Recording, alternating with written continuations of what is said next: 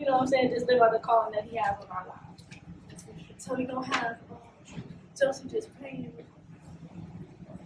All right, y'all, let's just go to God and pray real quick. So, Father God, Lord, we just thank you. It's better in the kingdom. So I just want to clarify what God's kingdom is. Does everybody feel like they already know what God's kingdom is? Go ahead and explain. Yeah, okay, no, so if you don't already, God's kingdom is where his rulership or his authority is joyfully submitted to. It's just basically, it's where you are committed to him, you are committed to his kingdom, like you are a part of his kingdom. And whereas a lot of us, like this is where the kingdom is at.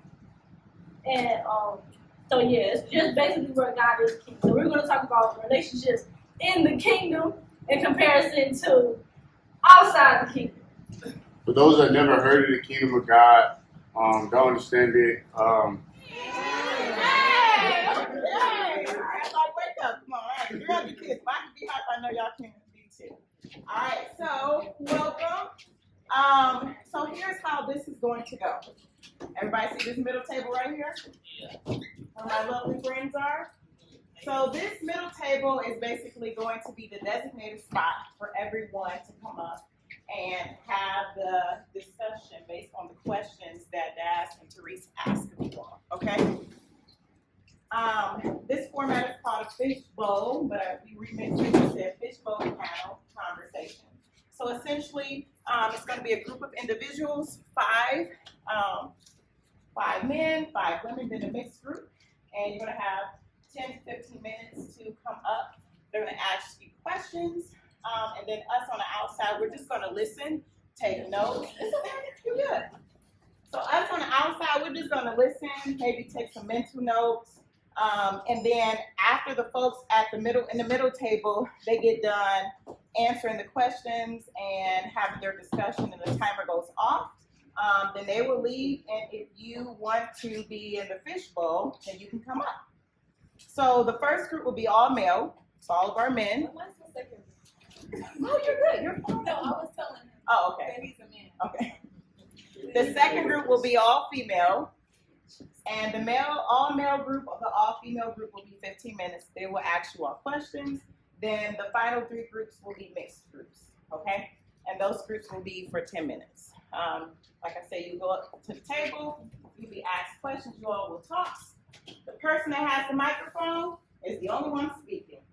Because when we are very passionate about our words, amen, sometimes we're not cognizant that we need to let other people talk that have the floor. So if an individual has the microphone, please make sure they're the only one speaking. If you would like to speak, you just do a little church finger, let them know like, hey, I want the microphone next. And also be mindful, amen, of how much time you are taking on the floor. I am going to have a timer, so I might politely come over and just touch you, or we may come over and touch you like, hey, you want to give the microphone to someone else?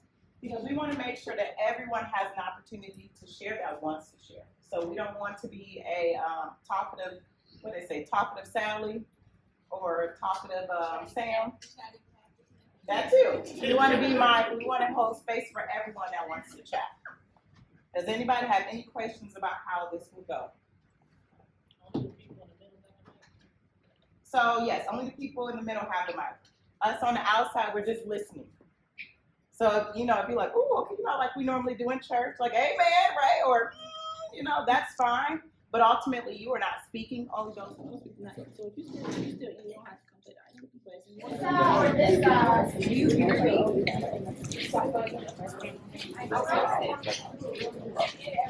Oh, you're like, oh, the table. Okay. Two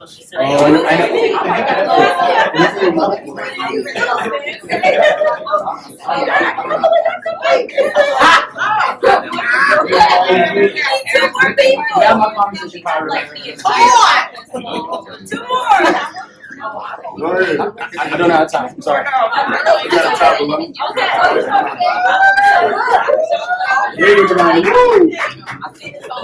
Okay, so let's play this game. We got Team A versus Team B. And your goal is to blow up your balloon so that you can pick up the cup and move it across to the next person. And they're going to move it all the way down. Y'all get what I'm saying?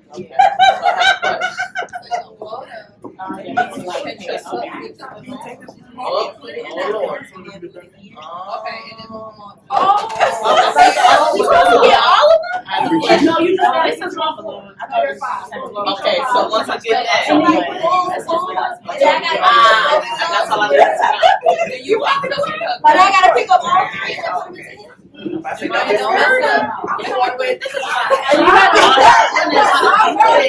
Here we go, press this way. Yes.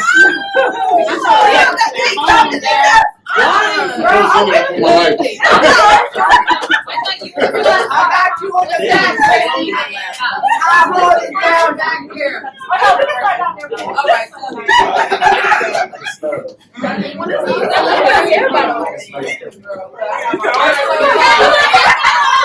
The champion.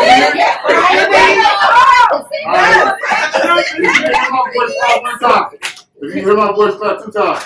All right, we gotta get started. Y'all ready? Yes. Okay. On your marks, get set, go. Wait, do we start? They start. Oh, my bad. Can you get some background music?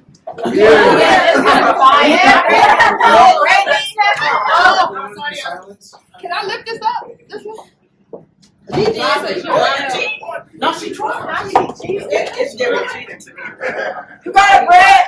All of these got it, Brad. Hey, you think it's possible to be? You got it, Brittany. One more, girl.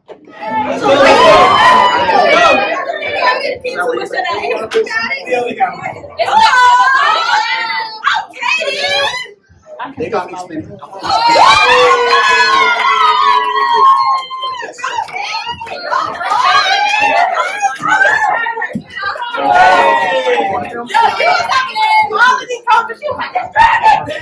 What the norms are for our discussion, but I'll just read them off the paper real quick. So the first one is upholding God's word. Iron sharpens iron, so we really want to hold ourselves to that standard. Yes, like as kingdom citizens, like our opinions don't matter nearly as much as we want them to, right? What really matters is God's like unchangeable, eternal like word, who He is and what He's all about. And we need to make sure that as we're talking about dating and we're talking about relationships, and really for us, as we talk about anything, we need to make sure that we're holding ourselves to that standard when we're speaking. Cool. The next one is be actively engaged to learn, grow, and share what you know. So really just come and ask the questions that you really seeking answers to. And if you have the answers that somebody is seeking, that they ask the question, just come to the table and share so that we can really grow. Like we are really trying to gain understanding. So we're not really claiming to have like all of the answers to know everything about every single thing. But if you have education or if you got experience in the questions that we're gonna ask, come to the table and share. Yes. The next one is embrace the growing pains, right? Like it may be uncomfortable to talk about certain things. It may be uncomfortable to hear certain things, right? But we all got to be ready to heal. We all got to be ready to sometimes hear what we don't want to hear, hear what we need to hear, right? And sometimes it does feel good to hear what we want to hear. But at the end of the day, we want to be ready to grow, be ready to look at ourselves and say, maybe I'm wrong, rather than saying that the person that's speaking is wrong. And the last one is we're all in this together. We are the whole body of Christ. And we just want to remember that we're all on the same team. Okay, so let's get into this first question. Okay, so this is what should you look for in a spouse?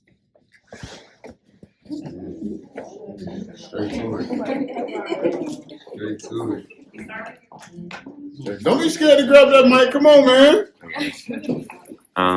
I guess it's gonna sound cliche, but for me, I look for the woman to not in a sense be like my mom, but be like my mom, because my mom is a form of comfortability. She's where I feel most at home. So I want my woman to have that same aspect and attribute. And I also want that because your mom is always the one that's supposed to keep you in check, keep you in line. We as males get a little reckless. So you need somebody that's like kind of like in a sense like your mom in my mind. So that would be my answer. You want it to look like your mom too? No, that's weird. That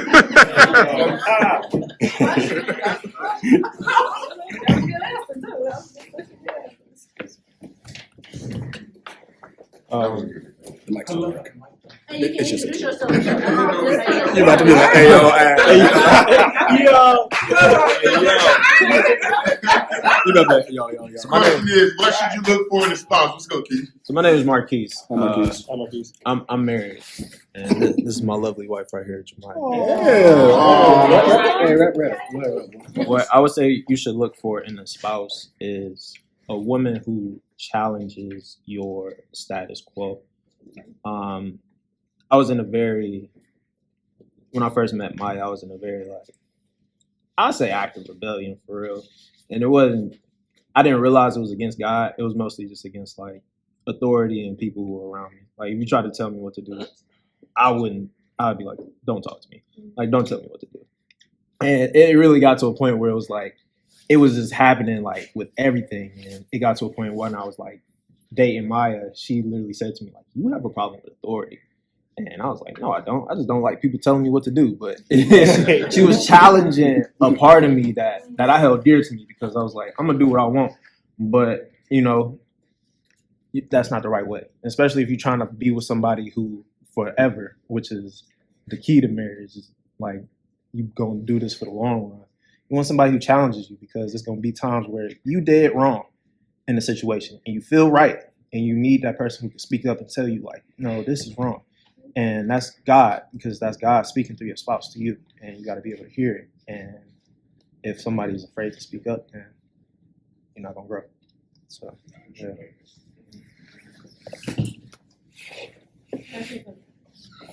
So everybody in the circle get a chance, and then we get five. Oh, we have. But if you don't want to answer, then you don't have to. So my turn? Might as well keep it going.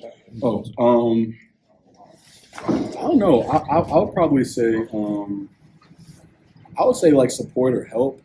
I would say for myself, I can be very independent. I don't like asking for help. So I'm kind of I'd rather just kind of do everything myself. So I think when I know that if I can, I guess, trust the person enough to do it, just to really help me do that. I mean, I'm more of a help me. I like to serve people, but I have a hard time kind of putting myself in that. So I guess kind of a safe space too. A safe space to be able to let that guard down and be it's okay to let you help and to not be either my pride's not taking a hit, my ego's not there. So I guess that's what I would say. Bless you. God bless you. Test. He said, "Oh, the saints."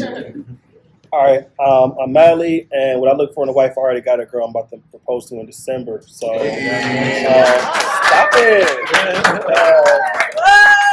What I look for is I need a woman of God. I need her to believe what I believe. She can't be Jehovah's Witness. She can't be Catholic. She can't be Jewish. She got to be straight up thugging in on the Christian side. And I need her to have a sense of humor because I like to joke. I need her to have a sense of humor. Galilee thug. Galilee thug. Facts. She got to be able to go door to door with me too. So I'm a son of an evangelist. But so I just need her to be able to hold me down. I need her to be super supportive. That's why I love my girl. When I wrapped that shaker, what was it, Porch Fest? She was out there passing out my cars to everybody stopped to watch me rap. I'm I'm gonna marry this girl. So I just, like I said, supportive, funny, woman of God, and frugal. I got to date a girl I can afford. I heard that in a men's Bible study I was in. I don't need her to want Louis back. She ain't getting that from me no time soon. Not 2 minutes. That's it. Cheesecake Factory for sure. What should you look for in a woman? What you got? That pumpernickel bread hit though. Hello, my name is Bust. Joshua. I'm still learning what it is to be in a relationship and to commit to someone, but something that I really look forward to is having someone that has a growth mindset, that wants to grow with you, because we're forever changing, forever becoming new people, and I think that someone that is willing to grow and fall in love with the new version of you that you're becoming is very powerful. That's real, bro. I can tell you, as an elder millennial, I've been married before, and I can tell you what I am not looking for. I remember being married, and this is not a downing of my ex-wife because she's a great person, but I know going forward, when I do want to get married again, is that I want to be with someone I can actually be myself with. I don't want to have to feel like I have to be someone else to be with them. I also want to feel like he said, a safe space. You don't want to feel, you're not going to find a quote unquote peace. I hate when people say that or whatnot, but you should, your spouse should be, like you said, a place where you can come and be comfortable with, right? So I know what not to look for, by the way. So those things, I guess I'm looking for the opposite of that. So yeah.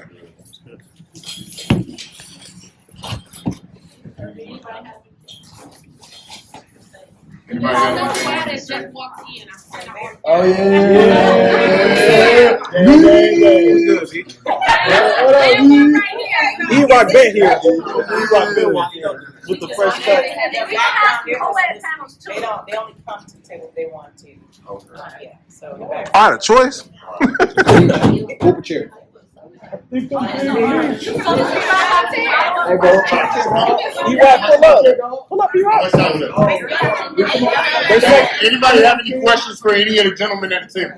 they're segregated. Yeah, what's up?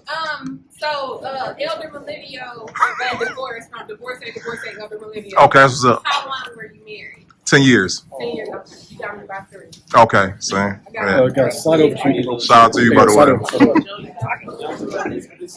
y'all still friends? We have kids together, so does that count? Co-parenting. No. Oh. Oh. We're trying to get there. Okay. We're trying to get there. Okay, I love that. Yeah. Yes, ma'am. Great child-centered co-parenting relationships. Yeah. Million ways. So for me, it's more so she wants to take it beyond the friendship, and I'm trying to keep it to where it's just the kids, and that's a problem right there.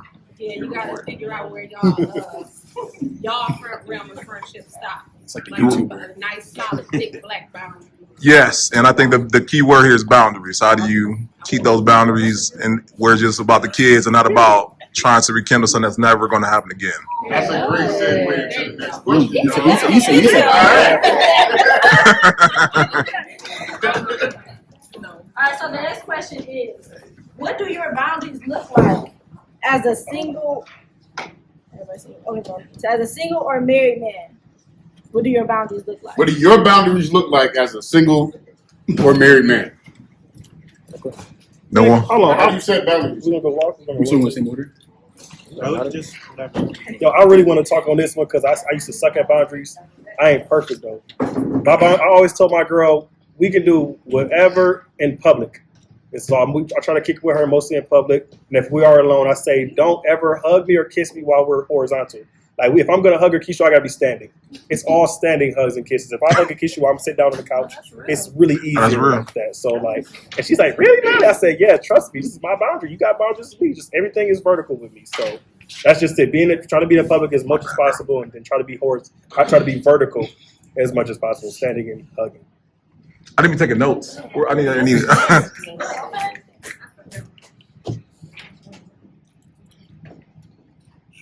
No one else? I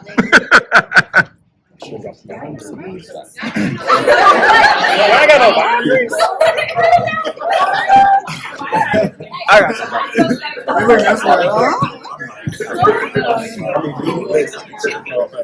So, Hey, no. Of course, why you don't got boundaries? when it comes to boundaries, in my experience, I feel like boundaries need to be verbally expressed, no matter what it is.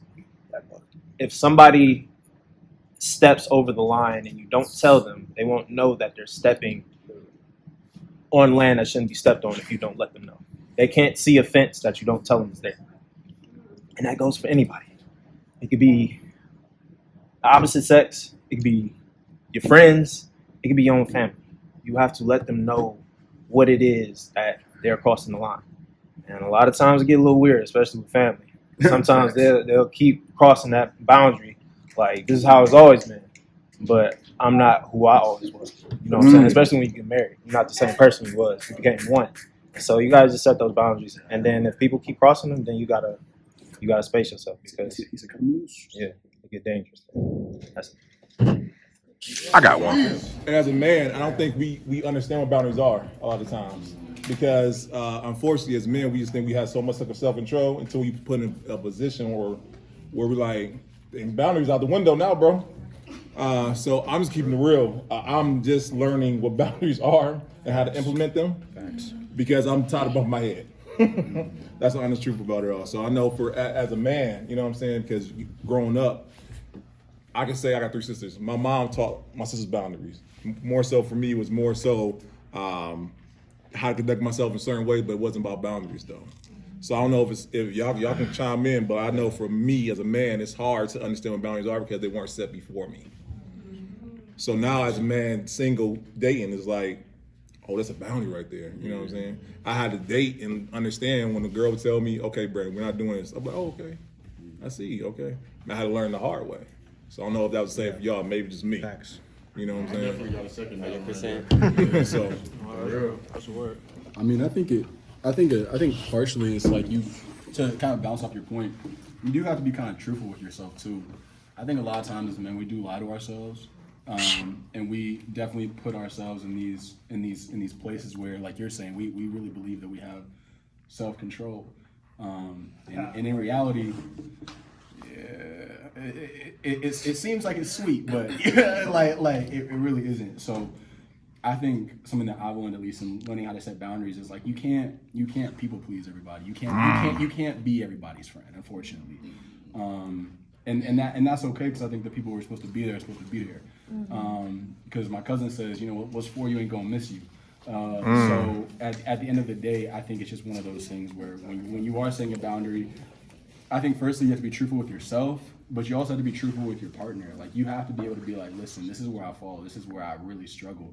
And I think if you really have someone that's worth their salt, they're gonna be like, okay, like I respect that, and would try to hopefully protect you from those boundaries. But unfortunately, we live in a world where sex kind of seems to be king right now. So it definitely is a challenge. That's good, Joe. Last question. Okay, I did not put these in no specific order. This is just the order that they came up in. It's okay. That's all it Not the is. discipline. Right.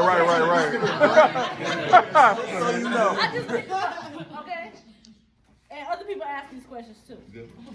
Okay, so how much sexual openness is appropriate in a relationship? For example, wandering eyes, pornography, and masturbation. I mean, let's just keep it 1,000.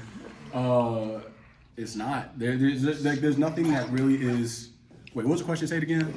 How much sexual openness is appropriate in a relationship? I don't think that there should really be honestly, there probably shouldn't be any sexual openness until you're in a serious form of commitment. I think in general there's always gonna be curiosity, and so naturally you're gonna ask the questions you want to know and things like that. But a lot of times that's not from a God mindset; it's from a lust mindset. And a lot of times when you learn things about people too early, as men, I mean, you know what? I'll speak for myself. I would say for me, I think it's easy to kind of be like, oh, so I now know what her weakness is. So it's like, oh, if we're in a certain spot, I might be like, if she kind of leans in, I'm like, okay, that's what this is. So I think like there really probably shouldn't be any sexual openness, but I think that you should at least verbalize that if you do struggle with it, you shouldn't be in an environment that it could take root. So like if you do struggle with like sexual urges, or you're just like horny all the time, you probably should never be in your house. To keep it a buck, you should probably be at the bowling alley. You should be doing something to. And you saying if you're dating somebody? Yeah, Like like if you're dating somebody, and like honestly, you should probably just at the same time keep your hands to yourself. You can get in the same car sometimes. Facts. Man, I'm learning tonight, man. No, because when you know, it's just like that's a weakness. That's You sitting out in the same car? Sitting in the same car can be dangerous. Man, I'm learning tonight. real quick. I want to be very clear. I'm not saying you're like exploiting that person's, like you're not intentionally trying to exploit. There's a difference in knowing someone's like weakness and being malicious, and there's another thing in like just knowing someone's weakness and you're human. So I would just say if you're going into a relationship with like terrible intent, and she shared with you like this is where I struggle, and you're actively trying to do that, then that's one thing. But I also think it's also a heart stance. So you have to know your heart. Sorry, I don't want to say that because I don't. No, for sure. Guilty of that one. I go by E-Rock. E-Rock. The mic. I'm an MC, so I hold the mic just like this. It's just a natural cause. It's just a natural habit as an artist. You know what I'm saying? So,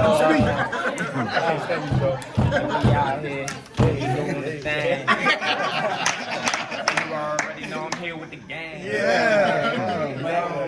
I go by D-Rock, and I would say I'm a little different out probably from most people.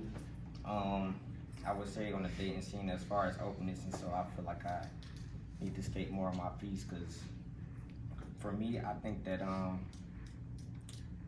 don't know. I think openness for me is something that I tend to gravitate towards because I value freedom.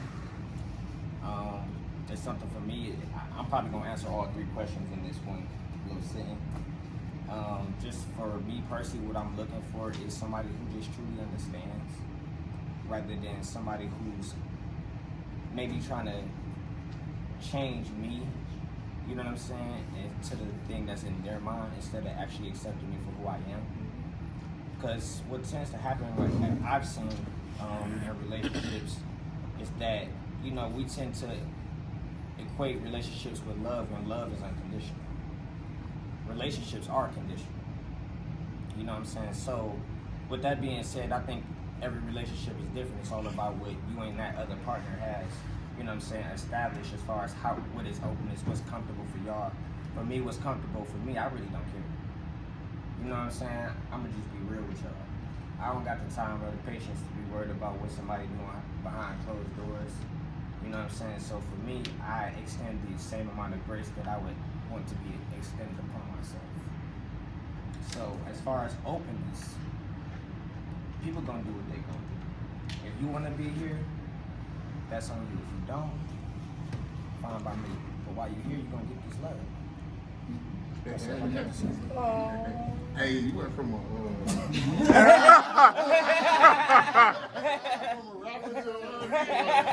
Hey, yo. album coming out. He said, "That's the man." Hey, ladies, let's give the fellas a round of applause, bro. Appreciate y'all, fellas. So if y'all could, please. And as a man, I don't think we understand what boundaries are a lot of times. Because unfortunately, as men, we just think we have so much self-control until we put in a position where we're like, boundaries out the window now, bro. So I'm just keeping it real. I'm just learning what boundaries are and how to implement them. Because I'm tired of bumping my head. That's the honest truth about it all. So I know as a man, you know what I'm saying? Because growing up, I can say I got 3 sisters. My mom taught my sisters boundaries. More so for me, it was more so how to conduct myself in a certain way, but it wasn't about boundaries though. So I don't know if y'all can chime in, but I know for me as a man, it's hard to understand what boundaries are because they weren't set before me. So now as a man, single, dating is like, oh, that's a boundary right there. You know what I'm saying? I had to date and understand when the girl would tell me, okay, Brandon, we're not doing this. I'm like, oh, okay. I see, okay. And I had to learn the hard way. So I don't know if that was the same for y'all, maybe just me. Facts. You know what I'm saying? Definitely got a second. 100%. So That's a word. I mean, I think partially it's like to kind of bounce off your point. You do have to be kind of truthful with yourself too. I think a lot of times as men we do lie to ourselves, and we definitely put ourselves in these places where, like you're saying, we really believe that we have self-control, and in reality. Yeah, it seems like it's sweet, but like it really isn't. So I think something that I've learned, at least in learning how to set boundaries, is like you can't people please everybody. You can't be everybody's friend, unfortunately. And that's okay because I think the people who are supposed to be there are supposed to be there. Because my cousin says, what's for you ain't gonna miss you. So at the end of the day, I think it's just one of those things where when you are setting a boundary, I think firstly you have to be truthful with yourself, but you also have to be truthful with your partner. Like you have to be able to be like, listen, this is where I fall. This is where I really struggle. And I think if you really have someone that's worth their salt, they're gonna be like, okay, like I respect that, and would try to hopefully protect you from those boundaries. But unfortunately, we live in a world where sex kind of seems to be king right now. So it definitely is a challenge. That's pretty true. Last question.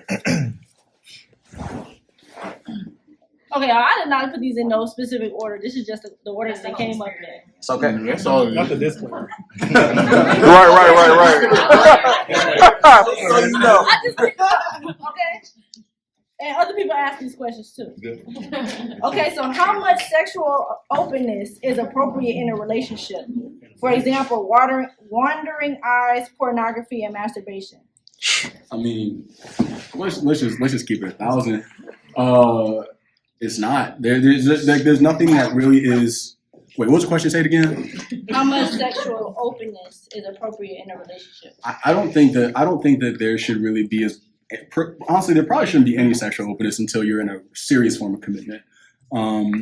I think in general, there's always going to be curiosity. And so naturally, you're going to ask the questions you want to know and things like that. But a lot of times, that's not from a God mindset; it's from a lust mindset.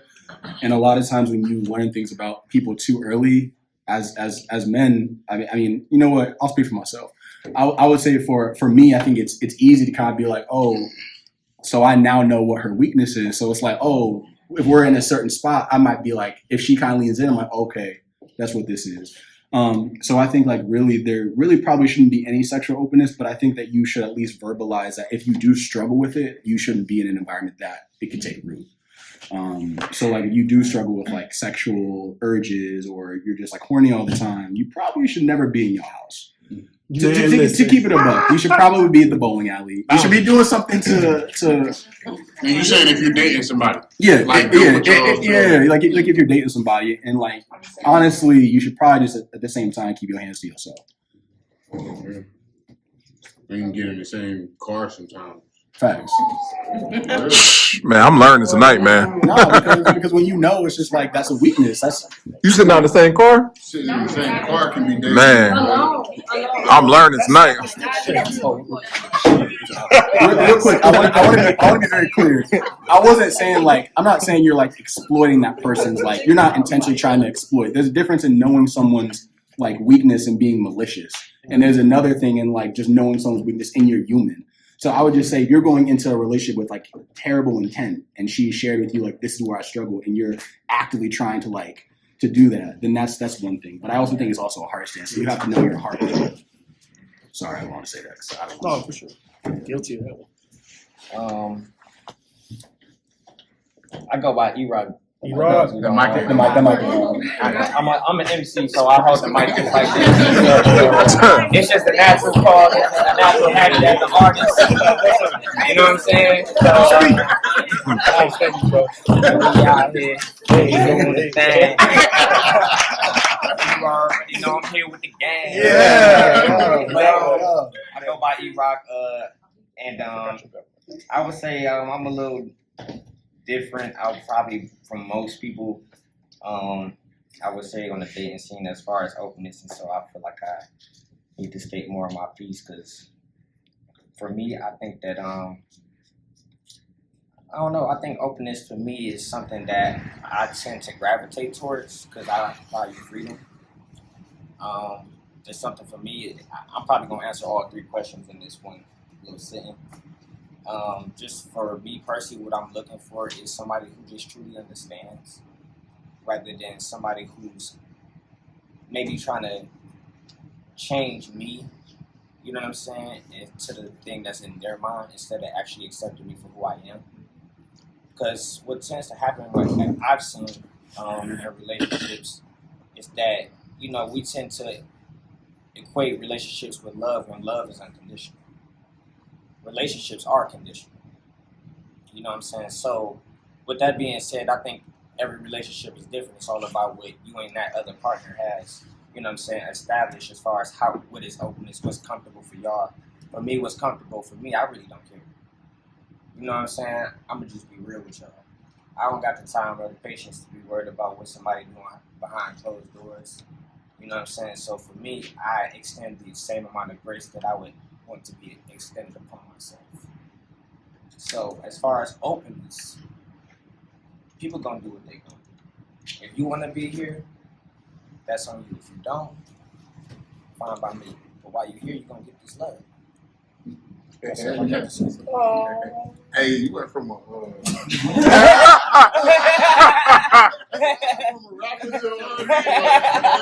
Yo, I'm coming out. He said, "What's the man?"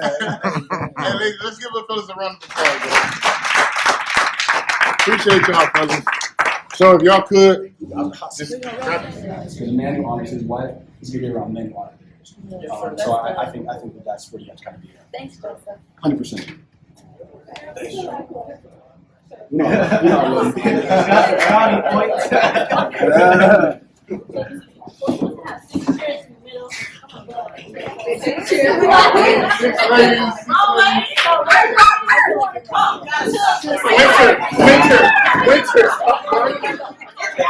Hey, guys, you got a microwave?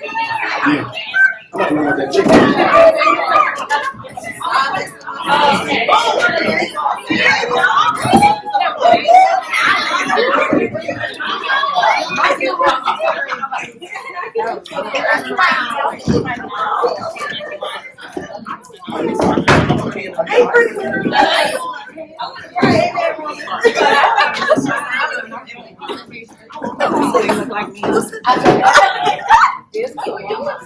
I'm not going with that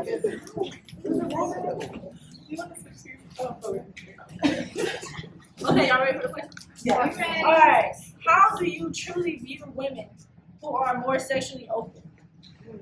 What do you mean by sexually open? Yeah, that's just it.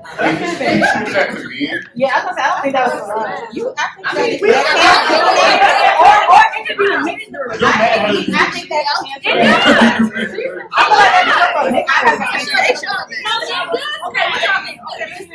We admitted that though. Yeah, we can. That's a big issue with self-image and stuff. I was just about to touch on that. We can answer that. All right, let's go. My back up.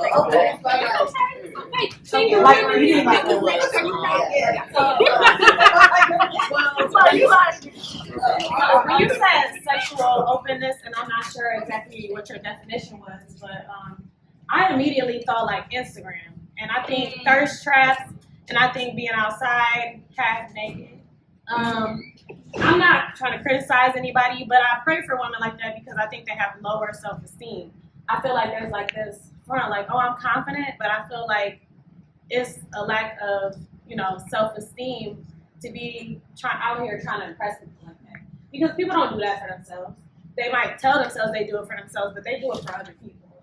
So that's just my thing. I don't judge people that do, but I do pray for them that they, work a little bit, like on the self-image, like Brittany said, and just, love themselves a little more and know that they're queens and that they don't have to do all that. Like the right people will love them fully clothed and not being completely open. Like that's something sacred. That should be with your spouse. That don't need to be for Instagram. So that's what I was just thinking about when it came to sexual openness. I mean, you summed it up perfectly. But just to add to that, like, sorry, it doesn't work, but I got you. No, just to add to that, I think it's more or less like I don't judge them. Like at the end of the day, like I don't know their story. I don't know what they went through. They might be hypersexual because they were touched as a child. I don't know what the situation is. But in that instance, I think that what you lead with is what you're gonna catch. So if you're out here, walking out half naked, and then you wonder why this guy is like just trying to have sex, it's like you kind of led with that. You can't really get mad at him for that.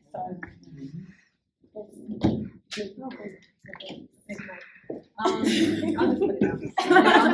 say when it comes to women that are a bit more sexually active or open, it makes it a bit difficult for women who are more reserved and we're trying to date and you get into relationships or just interactions with men and they say, oh, I want this type of woman, but what they're seeking is what's more open and more sexual. So it kind of becomes like, well, what do you do? Like, I don't dress like that.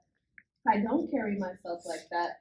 So how do I navigate the dating scene fairly when I feel, and I think the men mentioned this earlier, that they kind of lie to themselves in some situations. So it's like you're saying that you want like a wholesome Christian woman, but what you are portraying or what you're going after is the opposite. So it's like, how do I navigate this? So that's kind of deep. Yeah. I would say I have a bit of a different take. Like I agree in some aspects with everyone else, but I do also believe that there are women who just are not living for God. So I don't think it's necessarily always, oh, I'm not confident. It's like, I'm in the world. So this is what confidence looks like in the world. So it's like, if I'm not subscribing to these ideas, I'm wear whatever I want to because I want to wear it, and that can be true. And I will also say to your point is, I feel like sometimes it's tempting, even as a woman, not because I want to be this woman, but like sometimes I see someone on Instagram and I'm like, damn, I really want to wear that. I would kill it. I'm like, add it to my husband. Like, I'm not wearing this outside. But like, when you constantly see that, and every shirt that's in the store is a crop top, and every skirt is a mini skirt, and everything is a bra, and everything got the back outside out front out. Like, it's like, dang. Am I gonna buy the turtleneck dress, or I'm gonna like? So it's a temptation. Exactly. So finding that balance to not want to look like, no, nothing against first ladies. Like, I'm 27. I don't want to look like dressed like I'm 40, but I'm also not trying to look like Megan Thee Stallion. And I was gonna say something too. Now that she brought up a different perspective, I think also giving grace, because we have a lot of curvier women. Like, I'm curvier and on the taller side, so it's like, it can be hard out here, like trying to find stuff that fits, appropriate, modest, stylish, all the things, and then like it can be hard. So I feel like some people who are more like not as voluptuous in certain areas, it can be easier to dress modest because you don't have to think of the extra stuff. You can wear a short skirt and it actually don't look that bad on you because you don't have a curve, And so, or I can wear like there's been times I wear a skirt that's like, it ain't even short, but if I'm wearing it, it's like, and that can be frustrating. So I would say for those girls, like, give them grace, and also like look at innovative ideas. Like I don't even think the last time I bought a pair of shorts. I make my shorts. I go to thrift store, find them little shorts. Jeans, the men jeans, because they the ones that go to high-waisted. Cut them things to stretch the heck out of them. Sometimes bleach them, but lately that ain't cute. So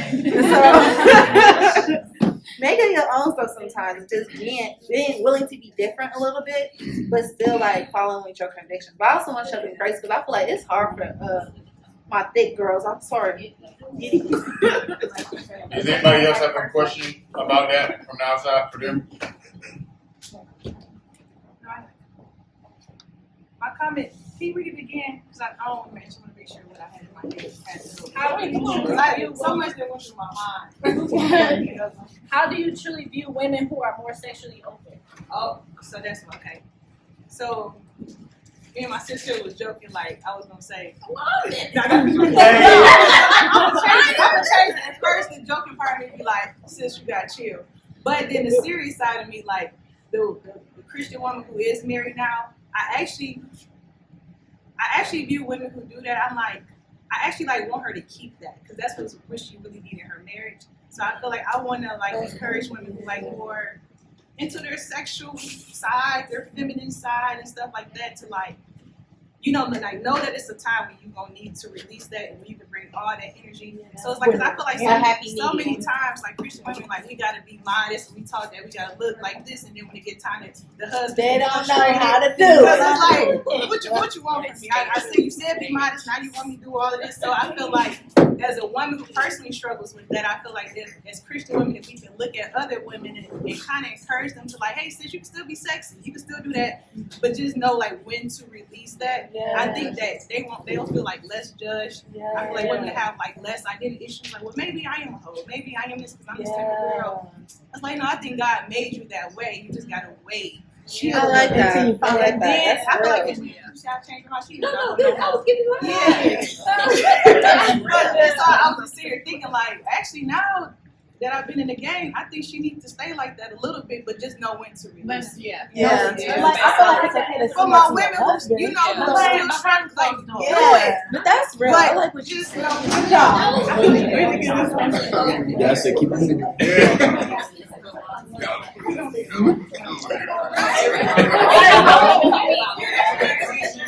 That's it. I won. That's how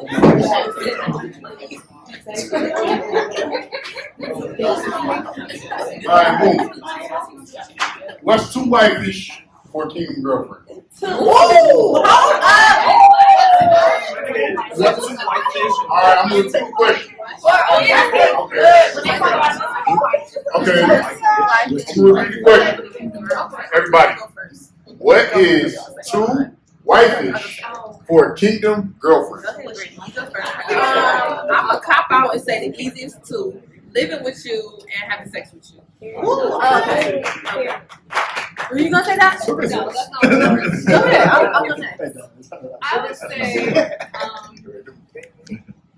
and this is something that I had to learn the hard way, is doing things or serving a person who is not a kingdom man or man of God. And I'm talking like cooking breakfast, lunch, dinner, all day, every day. That I like to cook, so like that's like my language. But you have to know who you're doing that for. Like I can't just do that for every guy that I date. And in my experience, I've learned that there is a difference between a Christian man and a man of God. And so I have to make sure that I am investing my time and not turning that man into an idol, right? So I think, yeah, the cooking or just over serving and pouring too much into him, then I am to God. I want to build off on that. I want to build off on that because I feel like sometimes as women, I'm gonna say this. Say it, girl. You can say it. We I'm gonna say two things. One super basic. Don't be doing a laundry because I feel like that's women. You're not. You do the laundry now, right?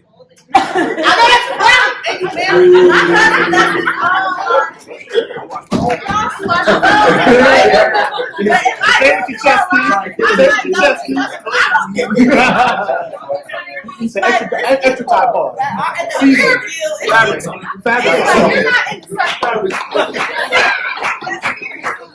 second thing I was gonna say is financial. I feel like there's some women who are very giving. Yes. And they will give the shirt off their back for a man. I'll be looking like, girl, take your shirt back. But that financial burden. She said it's your shirt. That financial burden. I think of a time where Keith, he didn't have a car when we first dated. Well, he had a car and it broke down. And then he was good with money, so he had enough money to buy a new car. Basically cash. You know what I'm saying? And so I was like, get you a car. He's being picky. I ain't got what I want. I want a Honda this. And so at the time, like he was using my car to drive himself home and I would drive myself back. And it was like, it went on for some weeks. And my gas was getting low. And I was like, my gas was getting low. And I had to say,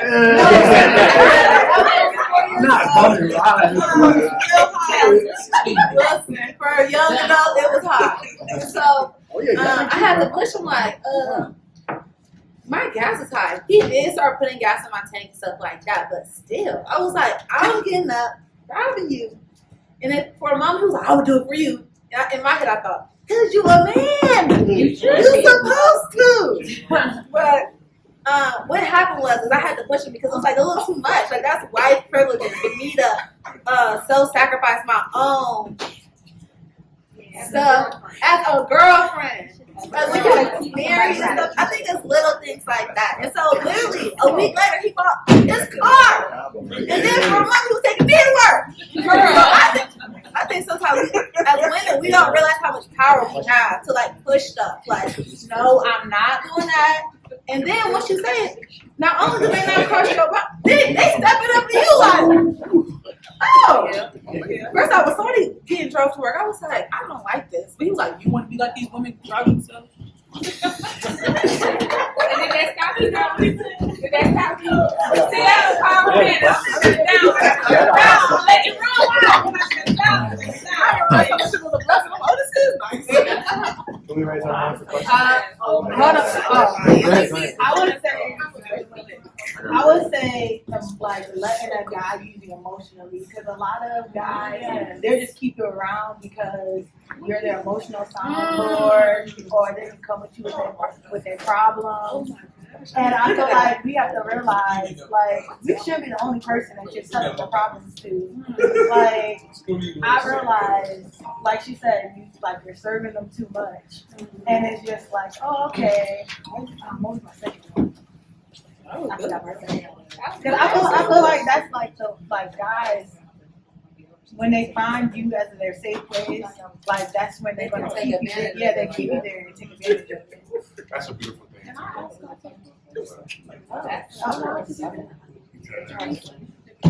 Okay. Am I allowed to ask us a question? You have a question to ask. So we're about to transition. So you can ask a question. I think So Joseph and Joshua have questions real quick. This is for Jemiah, my sister in Christ. I heard you say that's what men are supposed to do. That's a real. Clean it up.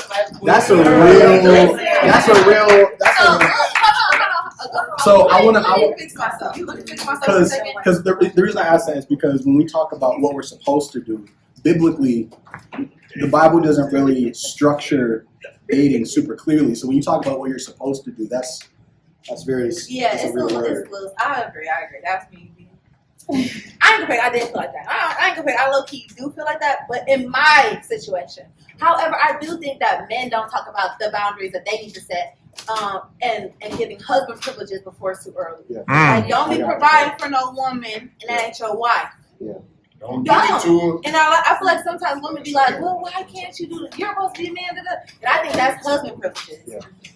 And so I do believe in pushing men to have equal standards and privileges for them. Because I think we push it for women, but don't talk about men. Like, y'all need to be, women's is vicious out here. They scam you for your money. out here.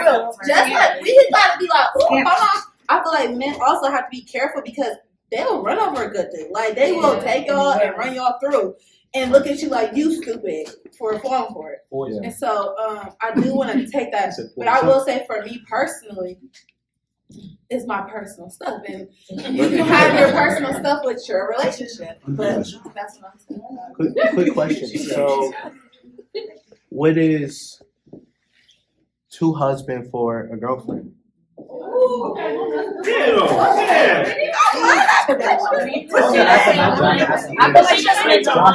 Joshua. I said one. I feel like you shouldn't be paying my rent.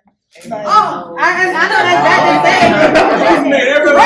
expensive, but I feel like it's not my husband. So I don't know what that's expensive. I know what I pay. Let me challenge something though, because I also think, and this isn't. I'm gonna be real. I can't say this is attached to scripture, but I also feel like as a man, you should be showing. If you're pursuing for a wife, you should be showing them that you're capable of being a husband early. Now, I'm not saying go over me on paying for the rent, doing all that stuff. But I think you should be showing them dying to yourself, being sacrificial, and if you're choosing right, because you don't just do that to everybody. If you're being picky dating picky, and picking a godly woman who you've observed for a while. You've watched her, you've interacted in group settings, so you see how she acts with friends, not just around you, because everybody act different, just one-on-one. And you're seeing that before you even tell them you're interested, because now it's not a show, you're just watching. Before you even voice your stuff, you can say, oh, now I'm being intentional in my dating. So my style of dating isn't going to be the same.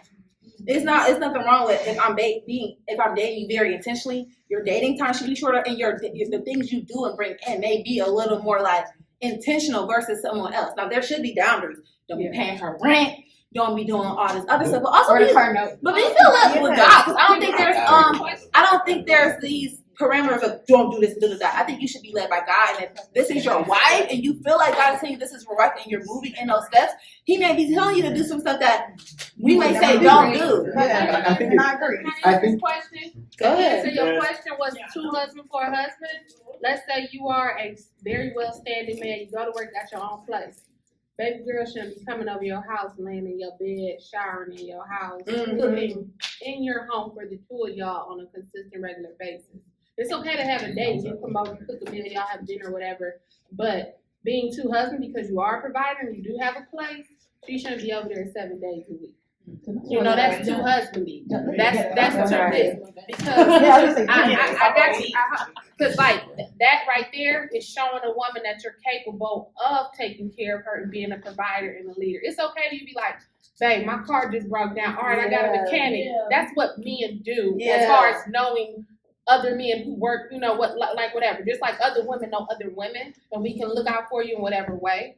But you have to draw a firm line with that. If y'all want to go to the laundromat, do y'all laundry together? That's a date.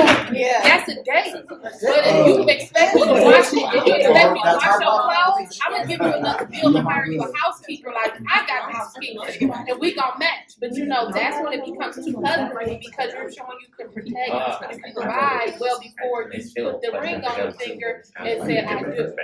So yeah, I'm sorry. That was good. I guess I just kind of feel like when you talk about too husbandy and too wifey, you gotta think about as a man you are called to lead and you're supposed to do these things, but as a man you're expecting us to kind of provide for you while taking you out still in the same regard. So if you're talking about like all these days the men are supposed to be doing these things, then if men are still at the end of the day still going to provide you with that husband like energy, protection, transportation, hunger. You know what I'm saying? So I think you also kind of hear like I'm not going to show my wife energy until you show me that you can actually lead, but I'm still showing you husband energy within the boundaries I'm saying for myself. So it's like, so what am I supposed to see from you then? The key word is to. So TOO. So we gotta remember context. It's not saying you coming, let's say you come to my house and you take my garbage cans out every Monday. Appreciate you, brother, strong, because I may not take them out for a month because it's just me there.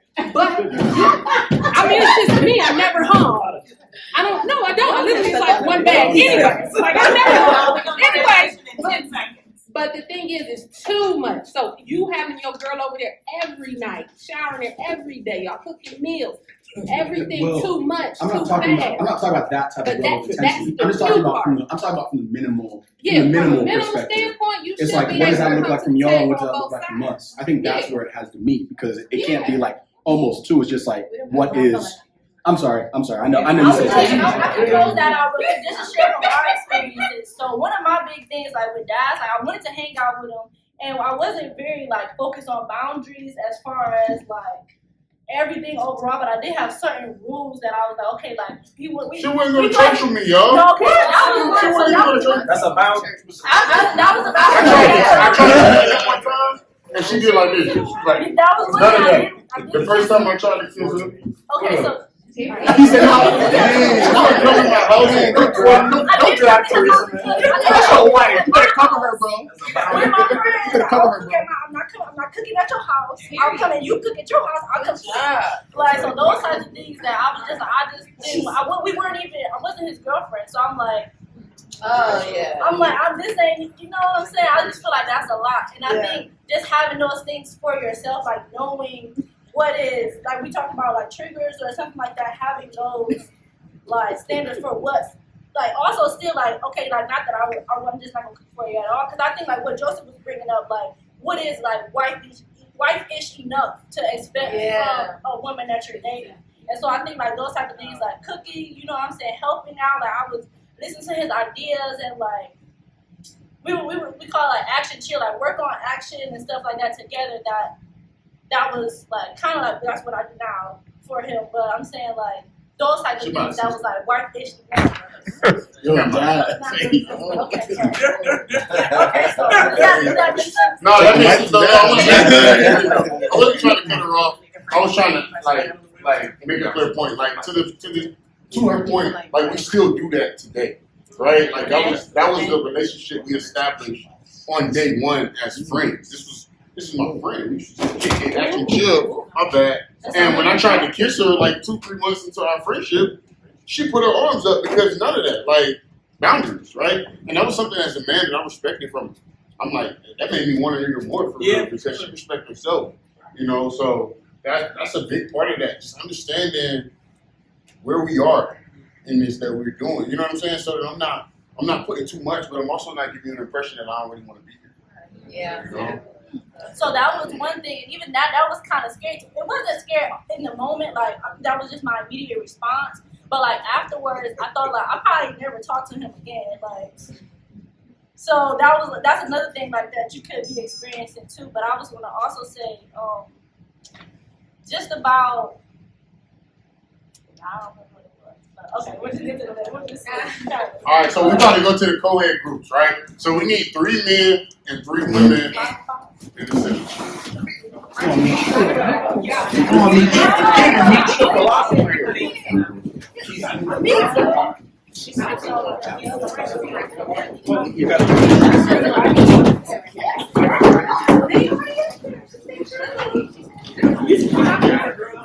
Okay. I'm tired. Oh, dang it, you gotta be quick. I know, right? You got it? Now he got my seat. Somebody left that water. Oh, yeah,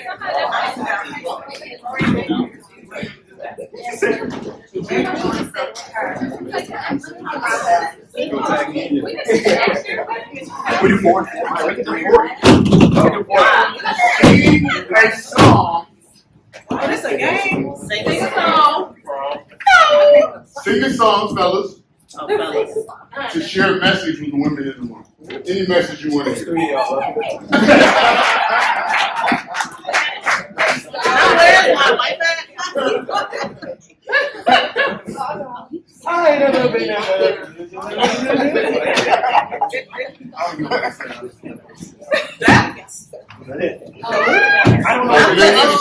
That's tough. Don't worry. I'm trying to think. Stop. Dirty soul.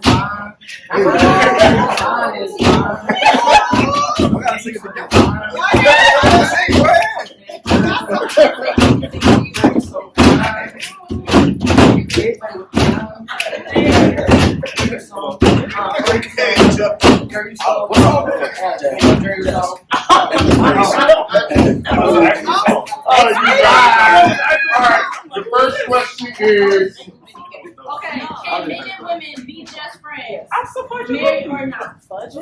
You said what? can men and women be just friends? Platonically. Why or why not? And how far does that go? Like, can we Netflix and chill? Or what? Hey, Kyra. And is this like boyfriend, girlfriend, husband, wife? No, I don't know. But I'm saying, but what about the other person? Yeah, it says married, if they married or not. So like, if they not married or if they. See, You can just okay. really share from your experiences. Why do you believe that? Hey y'all. My name is Kyra. Because I feel like y'all can't hear me when I was here. So, but no, I do believe men and women can be friends. Platonic. I do think it's different when that like person is in a relationship, that friend is in a relationship, because you just want to respect their partner, spouse, significant other's boundaries. You don't want to be, try to be out there like, oh, I mean, yeah, I'm a friend with your husband, but that's his girl. So, I feel like it can go as far as the friendship can go, as long as there's boundaries set. Like, yeah, we friends. Don't try to do too much. Like for me personally, I had a friend, and a guy was interested in me. He messed that up by doing something stupid. So it was just like, even with, he did. And so with that being said, I think sometimes even with our relationship, I told him, I said, unless I need you to do something to figure out how he is, don't say nothing, don't do nothing. You just my friend. Me and that person wasn't even serious. We were just starting to get to know each other, and I just think in that heat of the moment, my friend was like, I just don't want you to get your heart broken again. You just got out of a relationship, blah, blah, blah, blah. And I was like, I understand. But what you did was stupid. Now he don't like you no more. So it's just like, yeah, I think you just have to set boundaries with those kind of things. It's all about boundaries. What we already talked about. And be real with yourself. if it's like a little ounce of that you know that you like that person just even a little bit, like the way they talk, the way they walk, the way, and I think at any point in time, like people, like we got to be real. So like they saw what they call it, like emotionally, like something like you just be wanting somebody emotional. They say like you just. So now it's like you're gonna be dependent on that friend. Yeah, because at the end of the day, that's your best friend. So yeah, and I feel like that's bound to happen. So you gotta be real with yourself. If you like that person a little bit, then y'all can't be friends. I think This that- even like a smidge. It's not gonna work. I would say, I don't think that you can't help. People can't help who they're attracted to. I think you can't stop that. You know what I'm saying? But I do think that, you know, if there's the intent, you know what I'm saying, for that person, like there's a difference between somebody who's aware that they're attracted to a person and just know, hey, I ain't messing with that. You get what I'm saying? Even though that there's an attraction there, you can't stop that. You know what I'm saying? But if there's the intent and that person is doing things for that person with the intent, you know, it's coming off as being friends. You know what I'm saying? Somebody might come off as being a guy, could come off as trying to be trying to be with you and doesn't, you know, express that truthfully to you. To me, that's when that boundary is crossed. You know That's not a real friend. It's not a real thing. Exactly. That's not a real snake. friend. That's a snake. Yeah. But it tends to be like dropping. Like you, sometimes stuff just happens. You be like, dang, I didn't even know. Now I like you, or now I want to do something more. I just feel like you can't just trust yourself that much. I just feel like it's just like it's kind of like sin and temptation. Like you can't. It gets to a point. You still gotta put up your boundaries. You know what I'm saying? I'm not saying that. I think there's still boundaries even when interacting with that person, and you know that y'all both aware that there's maybe an attraction there, but y'all of course have no intentions of making that a thing whatsoever. As long as those boundaries are there, y'all respect those boundaries, because again, you can't help you. If there's people around, you're gonna run into people all day, every day. But as long as that boundary is set, it should be cool. I guess that depends. That gets to how close of friends you are. Like, what kind of kicking it do we do as friends? So what is appropriate? Like, what is appropriate for friends that are male and female platonic friends? Or what is not appropriate? I wouldn't think you should do any romantic dates with a female friend. Like, I don't think y'all should be painting this up, especially if one of y'all got a significant other. Like, I actually went through this recently with my girl. All my female friends they predate my relationship, so they're all established. I don't think you should be having new friends in your relationship. That's just me though. But as far as that, like I had a situation, I went to the movies with a female friend.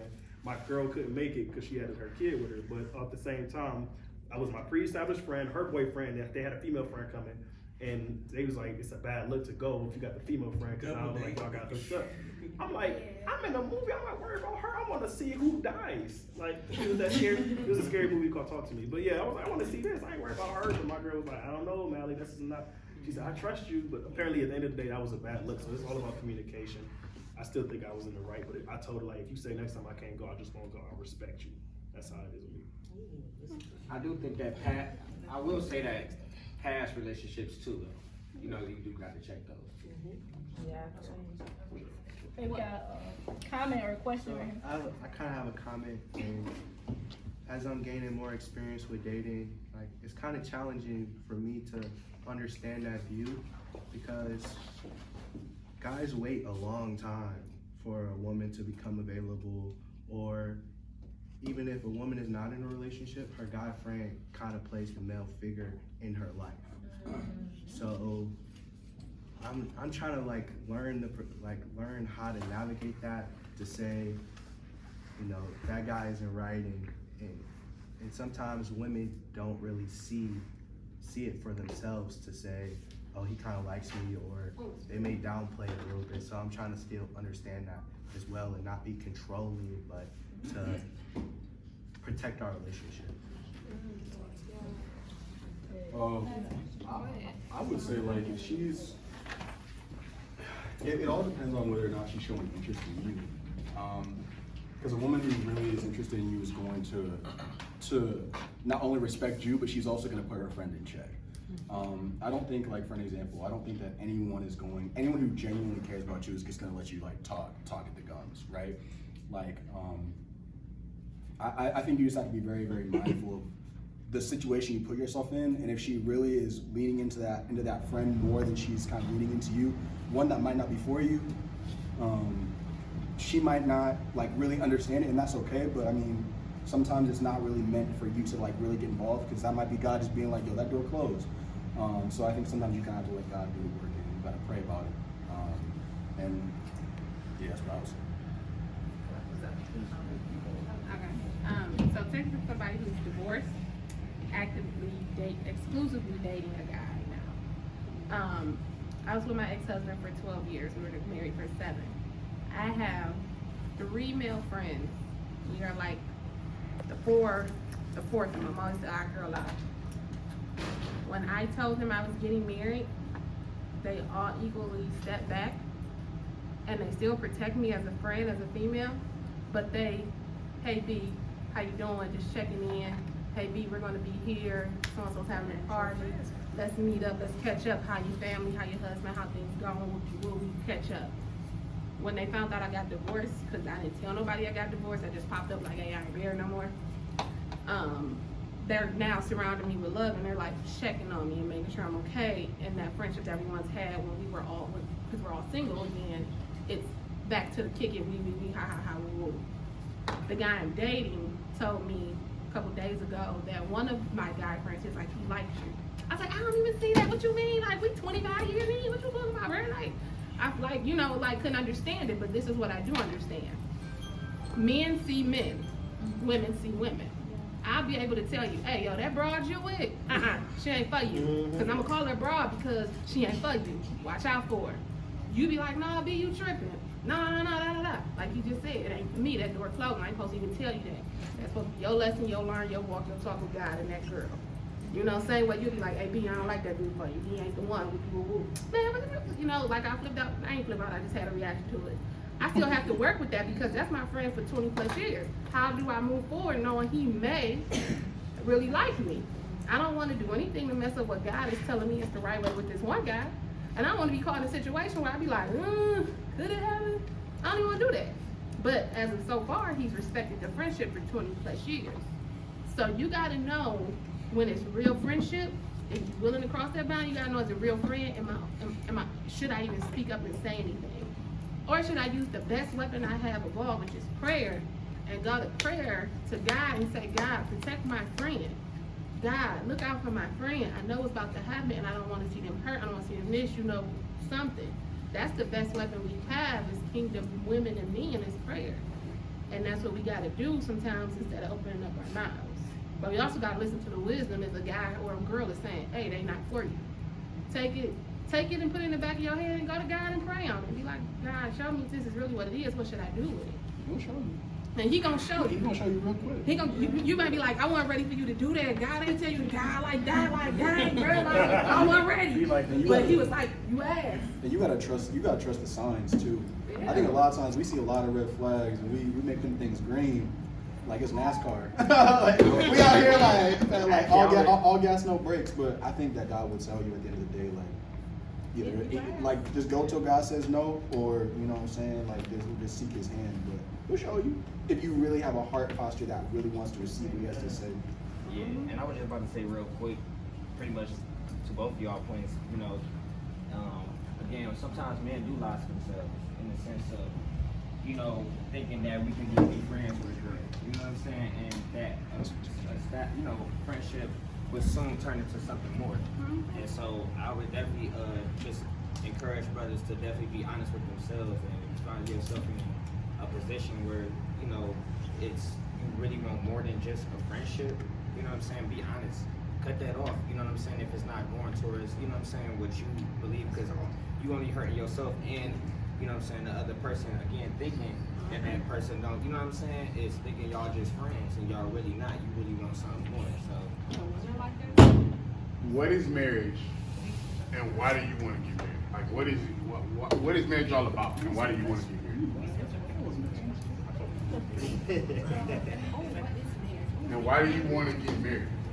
For real? What is marriage and why do you want to get married? Marriage is a covenant between two people, but it's not to make us happy, it's not to bring us joy, it's not to bring us love and peace. It's to make us holy and like Christ. Because, You read that book? I got that book, baby. Marriage is I got that book. I got a couple of them. You know that BIBL is the main one now. You know, so, but it's to make us. It's to make us more holy. And if I'm a kingdom woman and I'm going after, and I'm with the kingdom man, our union is to make us holy, and we are to become one, and we are to be a ministry together in whatever aspect God has us. So this cute little couple right here, like come to the spot, we got to have people get together and talk about it. That's what God set them up for. If it's, hey, I'm ministering to these young girls, these young guys, whatever it is, and I'm showing a unit with my spouse, and I'm one with them, that's a holy picture of God. That's Jesus. That's the kingdom. And that's what it is. And why do I want to get married again? Because God told me I was going to get married again. And I'm okay with that because I didn't mind being a wife. It's just the situation God was able to free me from. So if you're ready, go to God, let him walk you through it. It's hard, but it's a journey that I think is amazing. You gotta be equally yoked too. That part.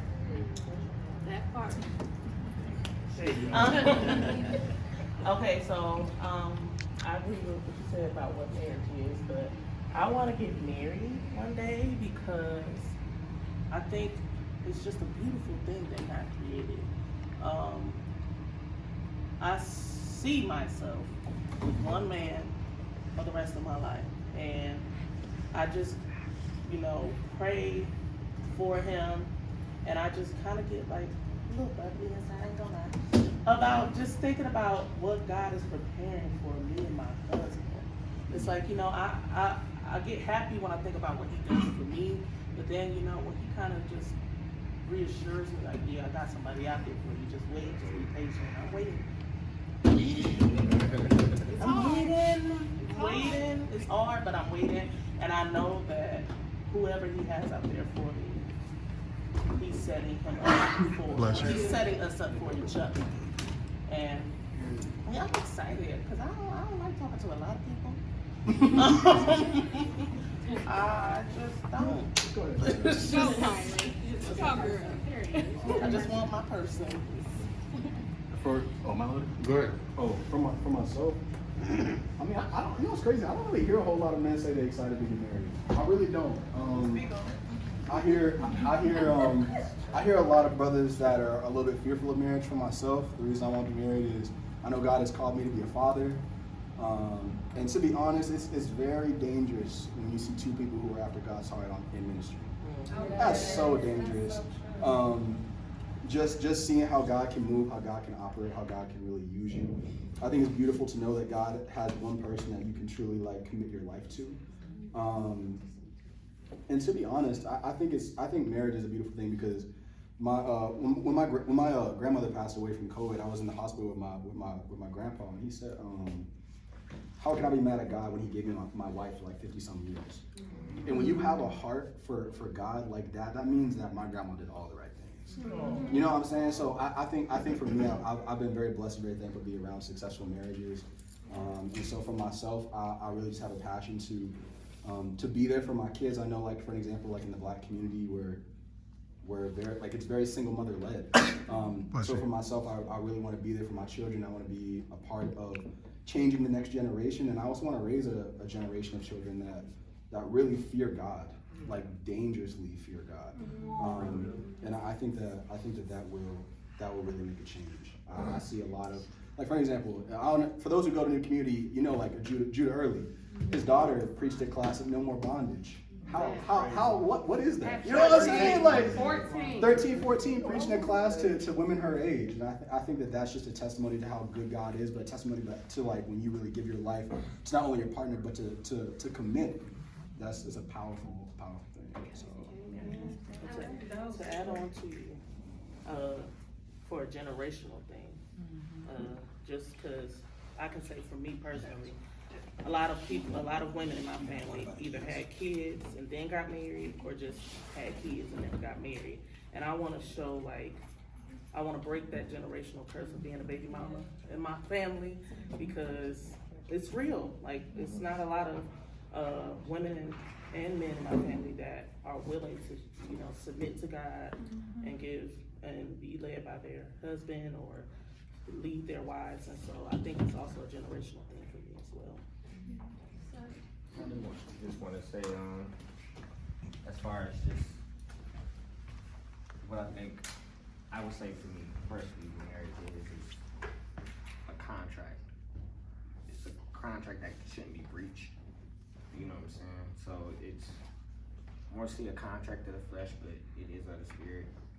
You know what I'm saying? So for me, you don't need the physical going down to the courthouse, at least in my eyes. You don't need a piece of paper to be established as a marriage in the eyes of God, at least in my eyes. You know what I'm saying? Marriage is about families made to create a family. Family is the core structure of everything, every facet of society, from education to finance. So marriage is the core of everything, every facet of society and every culture. You know what I'm saying? Marriage is universal, it's in every culture. You know what I'm saying? So I just wanted to establish that it's not just some simple construct. It's really a universal thing that bonded us so that we can, you know, create families and go on the next generation. For real. Let me say something to you. You said it's a contract that shouldn't be breached. Let's say you find the one and y'all together, y'all rocking, but y'all ain't got no piece of paper. If something happened to you and you don't have no piece of paper, you go to your mama or your sister or whoever's your bloodline. And let's say y'all never got married, y'all still have a contract in place making her a power of attorney of anything of some sort to say this is what this person gets and what that person gets. So it's a privilege to be able to have a license that says we are one in the eyes of the law because of what you can build and grow with each other. They said what God has joined together, let no man put asunder. You know how many mamas and sisters and cousins take asunder because of something happened, a little Ray, because he was out doing whatever and he with Keisha for 10 years, but they ain't get married and they should have been. Yeah. You know, they make books about it, it's life and everything else. It's people say it's a piece of paper, but that piece of paper means everything. Not just in the eyes of the law, but it also means everything in the eyes of God. Because whatever what develops or solidifies a Christian marriage, if we don't do it the way God say do it, it ain't of God. I would disagree as far as it being something that has to be like the piece of paper is of God. I would disagree with that statement. You know what I'm saying? Not the piece of paper, just saying it's how it's supposed to be as a God. And I'm not knocking any. If you don't mind, real quick. So that same, very same perspective is the perspective that led Theresa and I to being together for 2 years before getting, you know, legally married, right? Yeah. And I tell you, bro, when we got married, our life changed so much. Just that simple act of obedience, bro. Like, now granted, we went through the wilderness, but coming out of the wilderness, bro, like God has like taken us to so many levels out of that act of obedience. And so we were out for years. We were on the same thing with the piece of paper. But one of the things that we realized is like, why not? At the end of the day, like, why would I avoid doing this when I have the opportunity to put a ring on our fingers and to glorify God at another whole nother level? Can I at least? Yes. It's a safe space. It's a safe space. And I really want to hear your concept on it. This is interesting. Let me first say, anybody, I am not against y'all getting a piece of paper. Let me tell y'all that. Go to that courthouse, go get y'all a piece of paper if that's what y'all need to feel established. You know what I'm saying? And to establish y'all marriage under the eyes of the law. I've got nothing against that. Now, do I understand why a man can be afraid of something like that?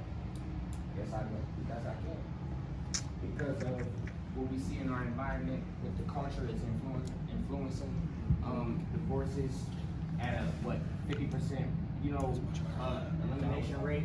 You know what I'm saying? And so we still have to understand that, you know, especially with divorce court, family court, especially how they treat men in these courts.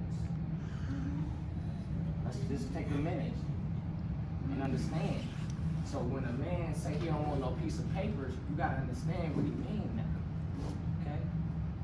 Again, for those like y'all, awesome. Y'all equally yoked. You know what I'm saying? I don't see y'all getting divorced. but I can't say the same. There's a lot of people who go into marriages thinking that they're not about to get a divorce, right? And things happen.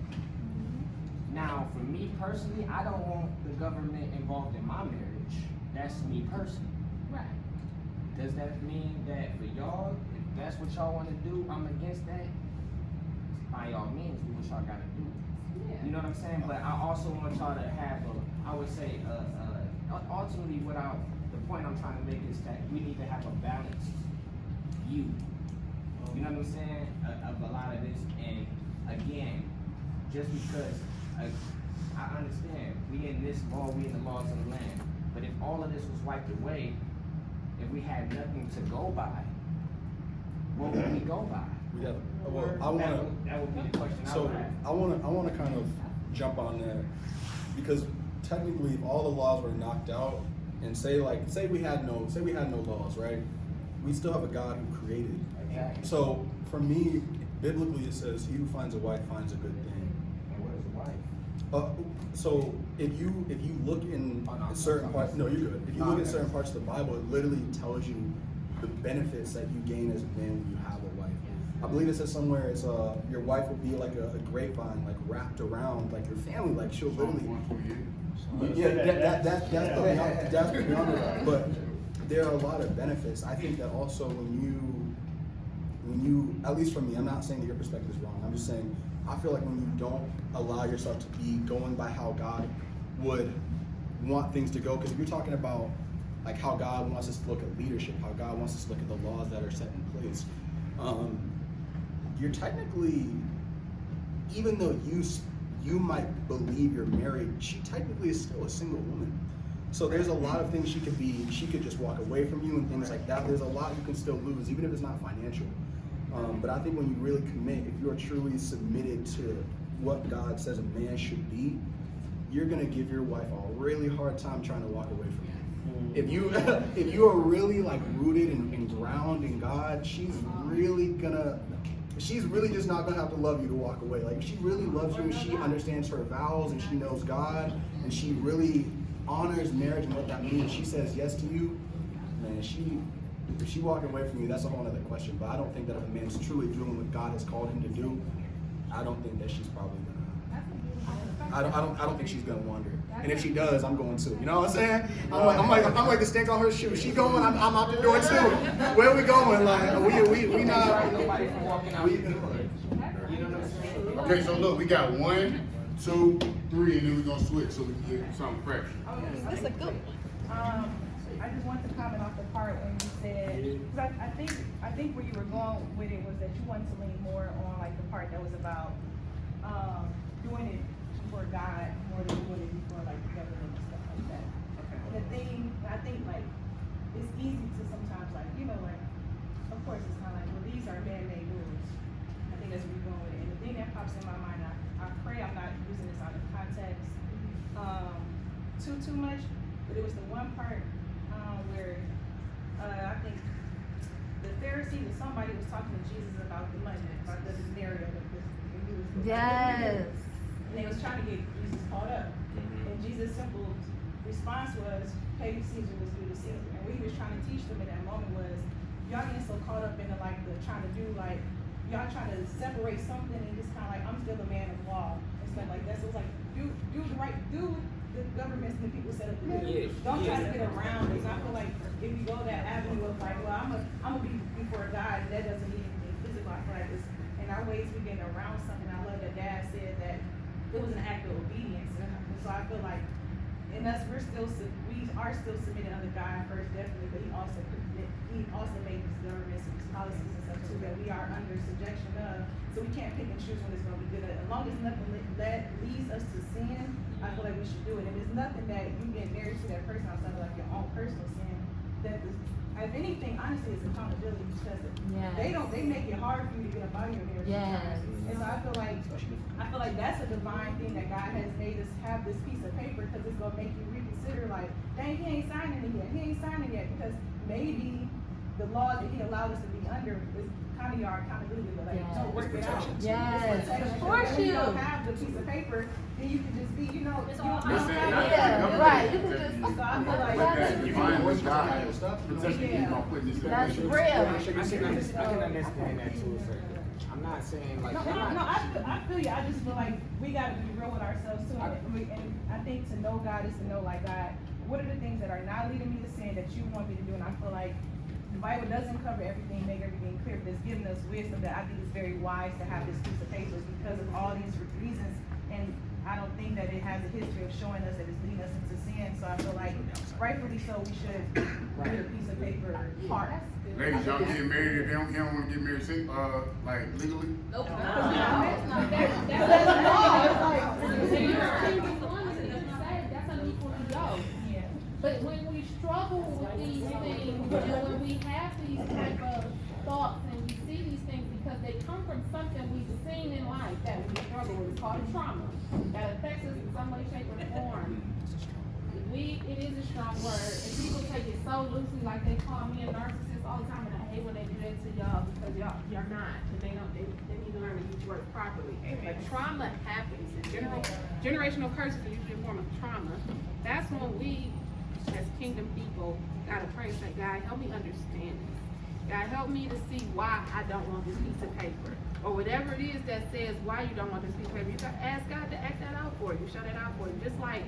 Whatever your struggle is with marriage or coming together or being obedient, period.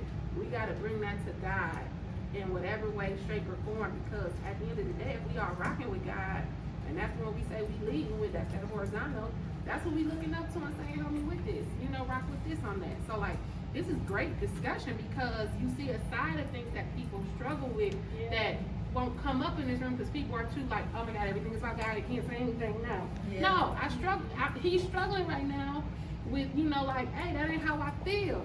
And that's okay. Because you acknowledge it. It's very valid. You acknowledge it, and it's valid.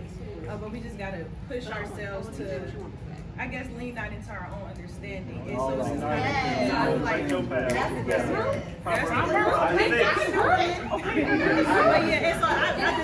it's a personal challenge for a lot of people. So that's what I would say, like, don't make up your own rules. I just want y'all to think, because I think y'all kind of got a misperception. No. I haven't studied. No. I don't want y'all to think that I'm leaning on my own knowledge. I am leaning on divine understanding. I hope y'all understand. I don't just lean on my own. I do try to follow the fruits of the spirit. I do try to, follow what is righteous. And so I say these things not to,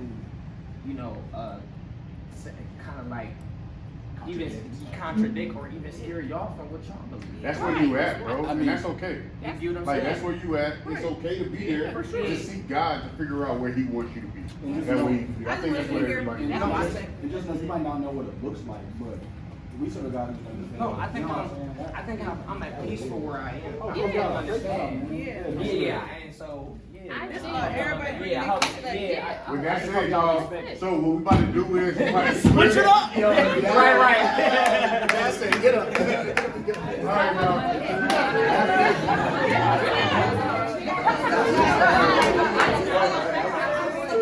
y'all. So listen, y'all, real quick. It's 8:30. Actually, it might be a couple minutes past 8:30, and we promised y'all that we would get y'all out of here by 8:30. So if anybody needs to leave, please feel free to take the time to do so. Now we're gonna have one more session, and then we're gonna have some closing remarks that will be done. But if you are leaving, on the back of your agenda, can you please fill out that quick survey? Please don't write your name on it and give it to me. You want the menu to do it, right? You want the menu to do it? Just scratch out the back. No, everybody can fill out the survey before we do the last one.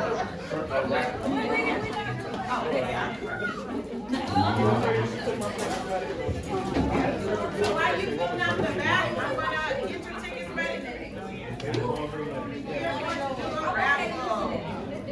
So then, when you get done, just put your paper right here. When you get done, not write your name. I was thinking of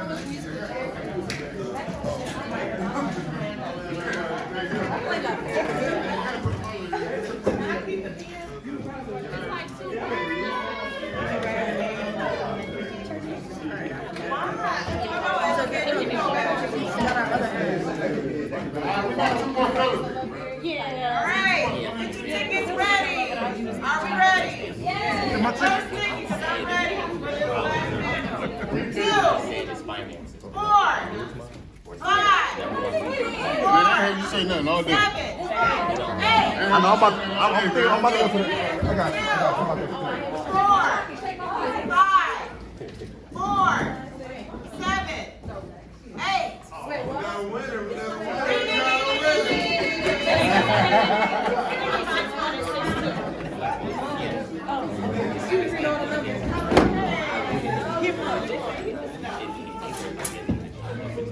Alright, one more. Are you ready?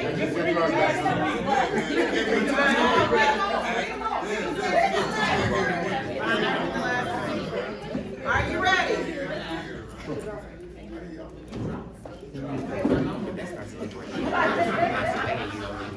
Okay, last 3, 4, 5, 4.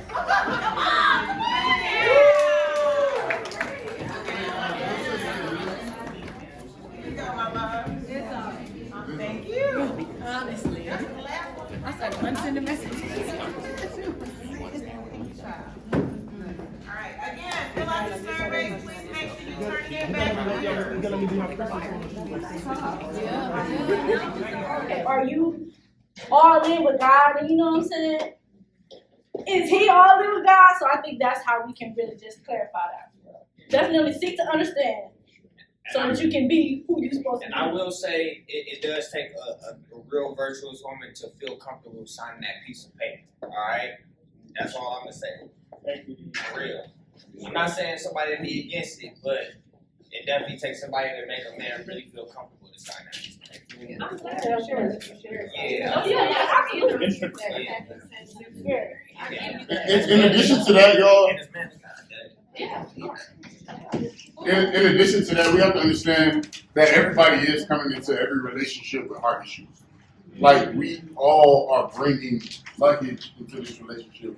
And it's our job together to unpack it. Me, you, and God. Right? Like, we have to literally go throughout this process throughout our entire journey of getting to know one another. Like, unpacking that fear, that desire, that worry that Theresa is dealing with, man. You have to deal with that crying and rubbing backs in. And she might do that as well. You know what I'm saying? Like, because like Joseph said earlier, you want to be intimate, you want to be close, you want to be able to get to that space. But if we can't get past like heart issues, if we can't get to past the fact that I'm dealing with somebody who's broken, then we're never gonna be able to get to that point where we can love them the way we love them. Amen. Okay, so get to the next question. What masculine tendencies did you obtain throughout life that hurts or is hindering your relationship? What masculine tendencies? Can I elaborate on that just because I'm the one who that was my question. That was my question, but it was 4.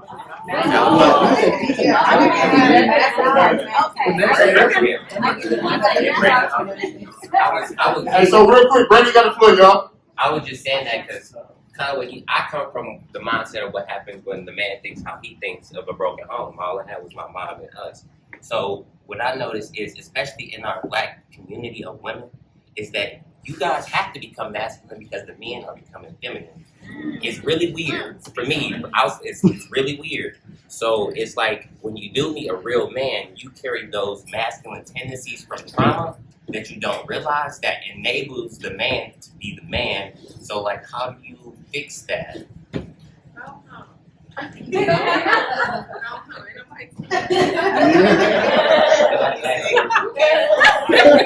Go ahead, slide up. But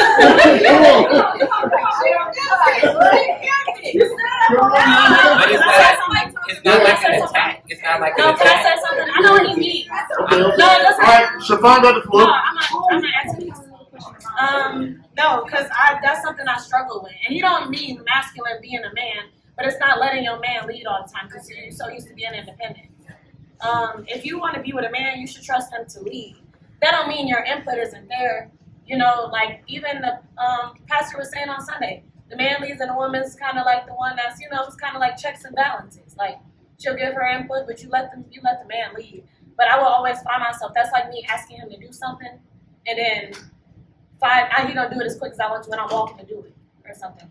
Like, so just like overextending yourself and not allowing yourself to be, I don't want to say gentle, but you know what I mean? Like, yeah, like bask in your femininity. Like, but I think that's just like, you know how, we sit up here and we say, dang, I'll turn around. Okay, so you know how you were raised in a single household, right? By your mother. So for you to, when you're in your feminine energy, like, you don't want to, like, get stuff done. I don't, if that makes sense. Like, you can't, like, you don't want to, like, you don't want to grind. You want to turn off your brain. Yeah, you don't want to turn off your brain. When you're in your feminine energy, you turn off your brain, right? Your man leads you. You know what I mean? So when you are a single mother, which we see a lot of generations of single mothers because fathers were incarcerated and all the things, people have the whole talk, right? And when you go through that trauma, you have to be able to. It's like literally kind of like a trauma response. You know what I mean? And then you want to say, not you want to say, but then if you say like men are becoming feminists because they're raised by their mothers. So you have a mother that has to play, but not even necessarily play both roles. She's got to do what she has to do. She's like getting it done. And you see a generation, and us as you create a generation of masculine women. But we also, we talk about like how we don't be feminine, or we like afraid it won't get done if we're like not in that feminine energy. But that's because a lot of times we never see that either. So if you've never really seen that, or really seen men, healthy construct of men and women, you won't feel safe because you've never seen it. It's just naturally. I really, in my own personal opinion, I do think it's on both women and men to kind of readjust things, but I do think it's up to men to step up to the plate and really kind of take back hold of that feminine, like of the narrative that we have, so our women can be feminine. Like, But what if you thought Hold on, y'all. So, because she spoke more than what she was supposed to. We're supposed to be in here. Right. Or like, okay, for example, like, no, this repeat what you said. I can't even remember. Oh, okay. Yeah. Okay. All right, we're back to the circle. Okay. And anybody else want to add to that? So I would say that for that reason, I kind of thought it would be hard for me to submit to a man and things like that. And I was surprised to realize that a lot of that was kind of exercised, that submitted and everything, as I continued to submit to God, right?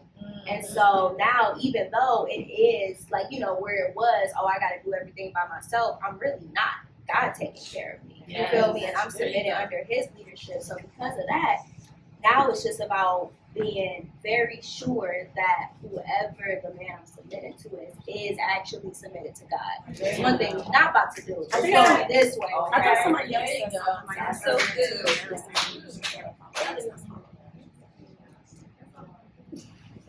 Fellas, what are some of those masculine tendencies that you wouldn't want to see in your lady? I said, my lady? Yeah. Go ahead, Mitch.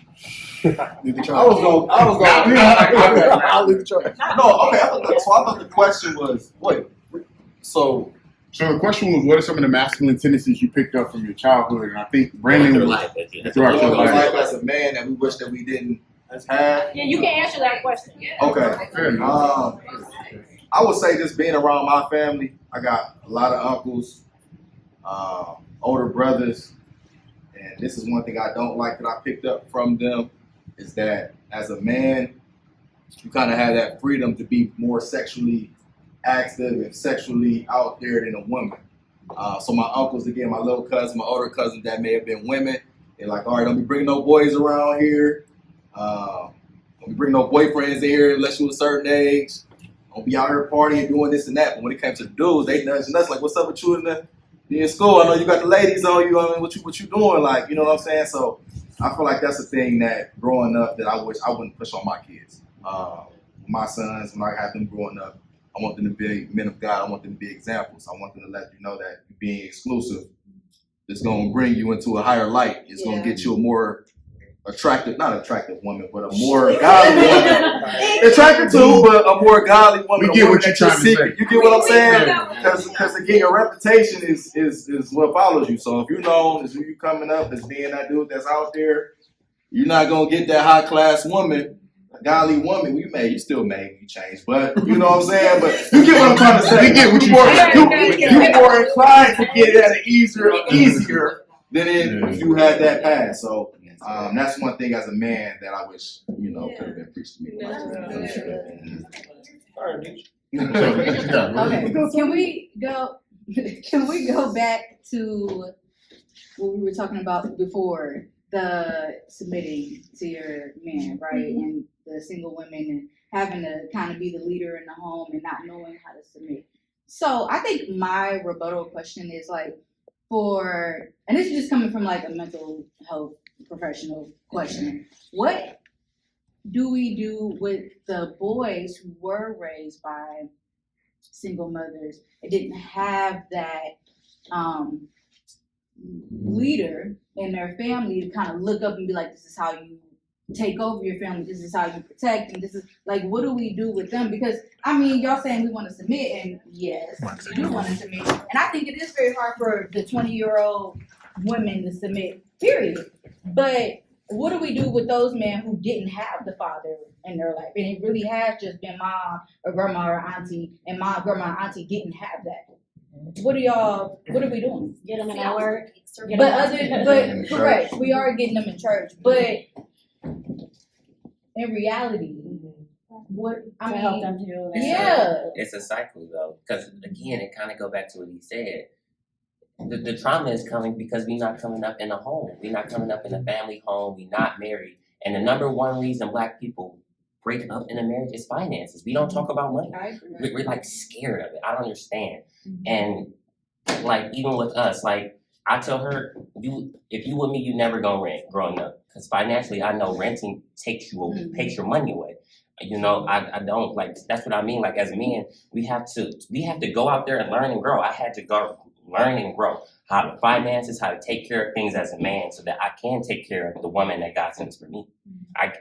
You really shouldn't even be dating until you can take care of yourself. Most of these men dating don't I'm not trying to be funny, but our Black women get with men who still in their mama's basement. They don't got a car, what we doing? Because you might, you in the corner, you might have everything you got going together, but that girl with that bum. What you and you can't do nothing because she don't see the value in that because she hasn't been in a stable home. So it's like you gotta lose.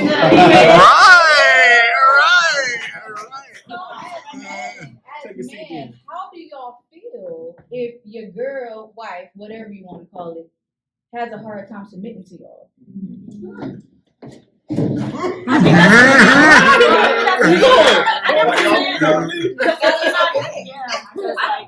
Okay, I'm sorry. Go ahead. I'll put it this way. Let me add to this. So, but for real, like, do y'all be like, this ain't it because she ain't? But and it all goes back to what you were saying in the home when you was a child and all the trauma and stuff. But like, how do y'all overcome not wanting to be the leaders? But it's like it's still hard for women to. I feel like if a man do it, it's supposed to that barrier erodes. It doesn't become a thing.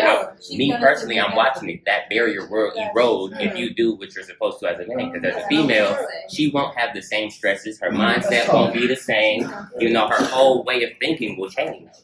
But in the world where, men just doing whatever and women doing whatever. Not the kid. No, Can I ask something? Okay, what I'm saying to that, I do agree with that because I feel like when you love a woman, right, she naturally wants to speak. No woman actually wants to take over like that. We do not want. We are not designed for that. So like, love a woman the way God has called you to. It's natural for her to want to give it to you because she don't want to have that Just like you just said, you was like, that's what she had to do. She didn't want to do that. No woman wanted to like, I'm gonna be doing it. I'm doing. No woman want to do that. The second thing I want to say about if he's not ready, how do you submit? I think that's faith thing. That is a faith thing. And if you can't submit, I think sometimes when we want everything to be perfect before we do something. You mean like it's like on the women's side or yeah. Okay. If he don't look like he know how to lead, and God says submit. Even if you don't know how to lead, you're supposed to have married someone godly, like you said. He's gonna figure it out. If he's aligned with God, talking to God, God's going to show him. I think when we moved, most times we did stuff, I was like, leading. I had a mental breakdown. I was like, I can't do this no more. I was in school full time, working full time, trying to lead. I couldn't do it no more. My keys slid. Now, when I tell you, we were moving, and I heard boom, boom, boom, boom. I ran back there and said, you okay? Bed broke. I'm like, trying to let him leave, broke the bed. He mad, fight in the air, everything. I was just like, I first one was like, look, I shouldn't have trusted him to make the bed, because now we're going to sleep. We can't sleep on the floor. But I was like, let me shut up. What's wrong? Tell me everything, bed broke. He's like, I tried to use the drill. Her husband didn't know how to use the drill yet. I didn't know how to use the drill. Right. Didn't know you gotta go slow, didn't go fast. But after everything got broke, he fixed the bed, and now we sleep on that bed, and now he learned how to do a drill. Okay. Because I let him mess up. I let him fail, and I didn't go, you should have did this, you should have fallen bad. No, I let him fail and mess up, and then I stayed there and just shut my mouth because I'm Victor. Shut up ministry. Shut up Period. and let him fail and fix it himself. Okay. Now he knows how to lead.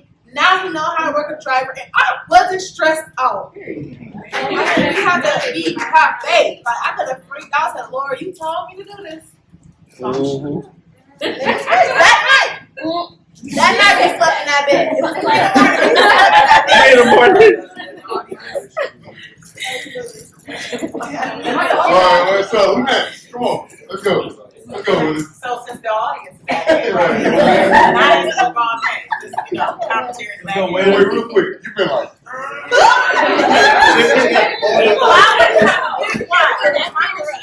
To be slow speaking, eager to. Yeah. Okay. So I would also say this in addition to that. What I am learning too is just like as women we struggle sometimes with submission because it's not natural. We also have to understand just like we have to submit to our husbands, right? Future wives to submit to our husbands need to submit to God. So they are explicitly modeling with their relationship with God how we should be submitting to them. So if we're saying, if God is saying trust him, we have to trust him because he is trusting him, right? If he's not trusting him, then let God deal with him. But ultimately, to your point, we still have to submit to him because God ordained that relationship. He ordained it for a reason. You pray for him. You fast on his behalf. You speak life into him. Amen. And I'm not married yet, but I've seen women do this. And this is how I know to speak on this. And then ultimately, God will change his heart, convict his heart where he will be able to do that. And you will naturally feel comfortably, feel protection, safety to submit to him. Can I get an amen? Amen. Hey, Joseph up next, y'all. I think when you talk about when we talk about men and leading and we talk about submission, I think it kind of goes hand in hand. And the reason I say that is because men don't initially, kind of like to your point, brother, they don't know how to lead immediately. Yeah. I've seen in a lot of relationships, people get into relationships expecting like a Pastor Judah or a Pastor Kevin, like, oh, he's gonna. Yeah. It's a walk. Yeah. If you're already putting all this weight on this brother to be like, man, I expect him to be the next TD, and and it's just like all these different things. As a man, that is incredibly overwhelming, and it's super hard to digest because for myself, I'm not married. I've never been married, so I don't know how to lead. I don't know how to lead a family. You know what I'm saying? I don't know how. So I'm learning myself. So I think when there's grace to be like, okay, like work, take your time, do this, and like again, like kind of like what Amani was saying. I think you said like they want to like turn their brains off. I think like is more so, I don't know if it's more so like a turning a brain off, but I think that you can focus on different things. It's more so like, okay, now that the man is stepping into his role, I no longer have to worry about leadership. I can focus on what God is calling me to do as a wife because he's doing what he's supposed to do as a husband. So I think at the end of the day, it's more so like a relationship with God. It's not a sprint. A relationship should never be a sprint. Unless God's telling you to sprint. God might be telling you, hey, yo, put on your shoes, big dog. But if he's just like, walk, a relationship with God is a walk. And I think when you learn to walk with God and your wife or your girlfriend or whatever, the significant other, sign if I can't. I'm sorry. I had to say that. I'm sorry. But I think when you really like have a chance to like really develop who you are as a man of God and let her know it's not going to be perfect. I think sometimes men are just like, I could be like, yeah, I'm going to lead you this way, I'm going to lead you this way, I'm going to lead you this way. And we talk such a big game, but we don't know how to do it. And then she has these high expectations. So for us as men, we got to be honest with ourselves and not set such high bars. Yeah. Because we try to pull ups. We get into relationships though with the like, and we present ourselves for who we actually want. I think it's under 35%. And you're not there yet. And it's okay to not be there yet. A lot of times, as men, I know for myself, I didn't know I wasn't there yet. I thought I was already this leader, and I had to be humbled by God for real in order to realize that. I just appreciate Theresa's like patience, her grace. You know what I'm saying? Like her allowing me to grow over the course of our marriage, so that we can be where we are today. At her, but you were a leader in some facets, and I think it's not that men aren't innate leaders. We know how to lead in certain areas, but there are going to be things that a woman brings out of a man that we just have not faced, and that's okay. But I think like a lot of it is like we want encouragement from our women to be like, you know what, I know you haven't gone through this, but I'm here to walk through this with you. And for men, we have to be like, you know what, I want to accept the help, realize that there is an actual issue, because it's not us against each other, it's us against the problem. It's us against whatever's rooted. Mic drop.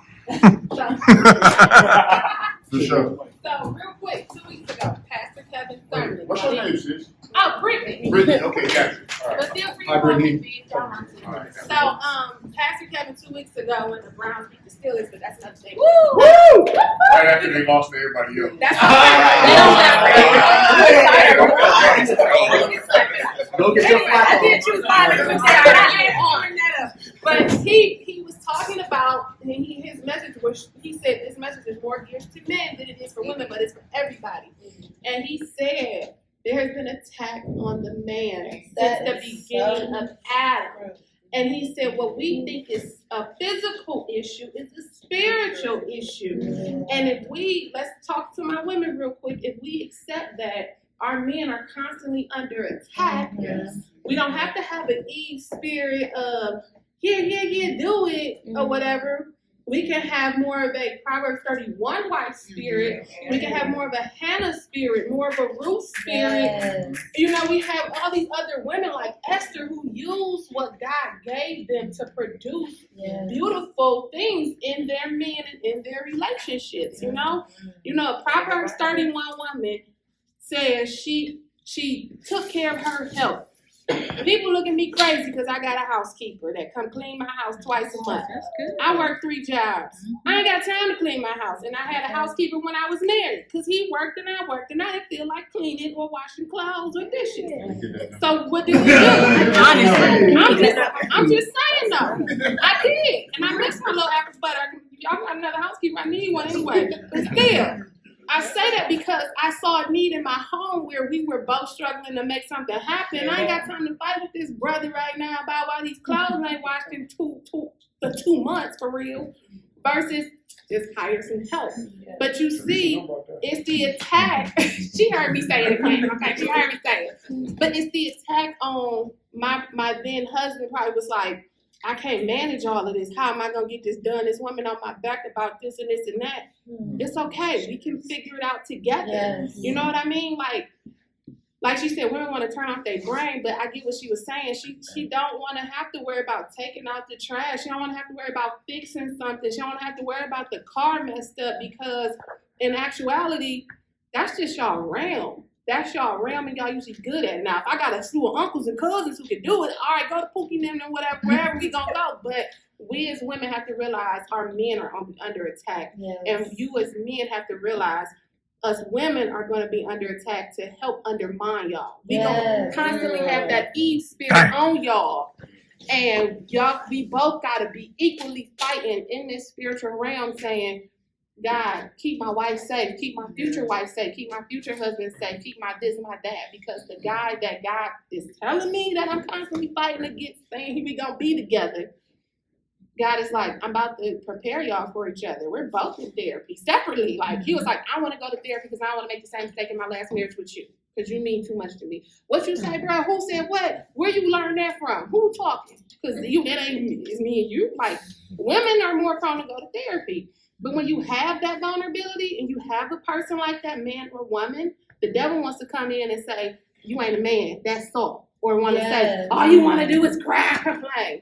We got to know that's a spiritual battle, y'all, that we got to say, Lord, come and stand strong with both of us. Equip us on this journey you have us, because it ain't going to look like winners say. It ain't going to look like we want it to look like.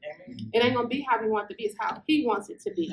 Because his ways are not our ways. His thoughts are not our thoughts. And the way every man lead isn't going to look the same. I think that's nothing. We be looking at men like, oh, I want my man to be like that. He's not going to be like that. That's not him. Like, my husband leads, he's more laid back than me. But he be lead. When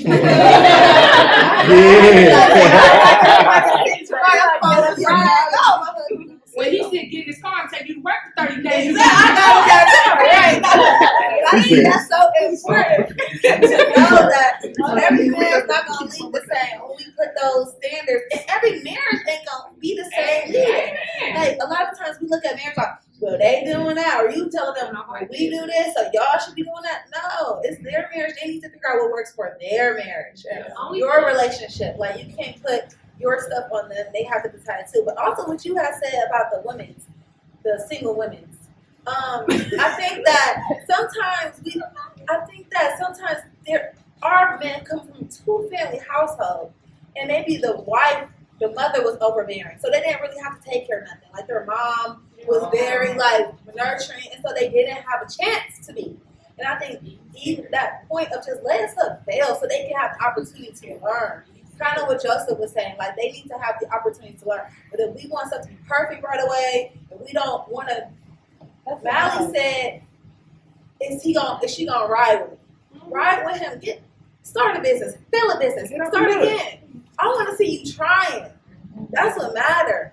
I told my husband, start a business, fill a business. Like, at least you trying. A lot of dudes out here, they so scared to try because they want to hear your nitpicking.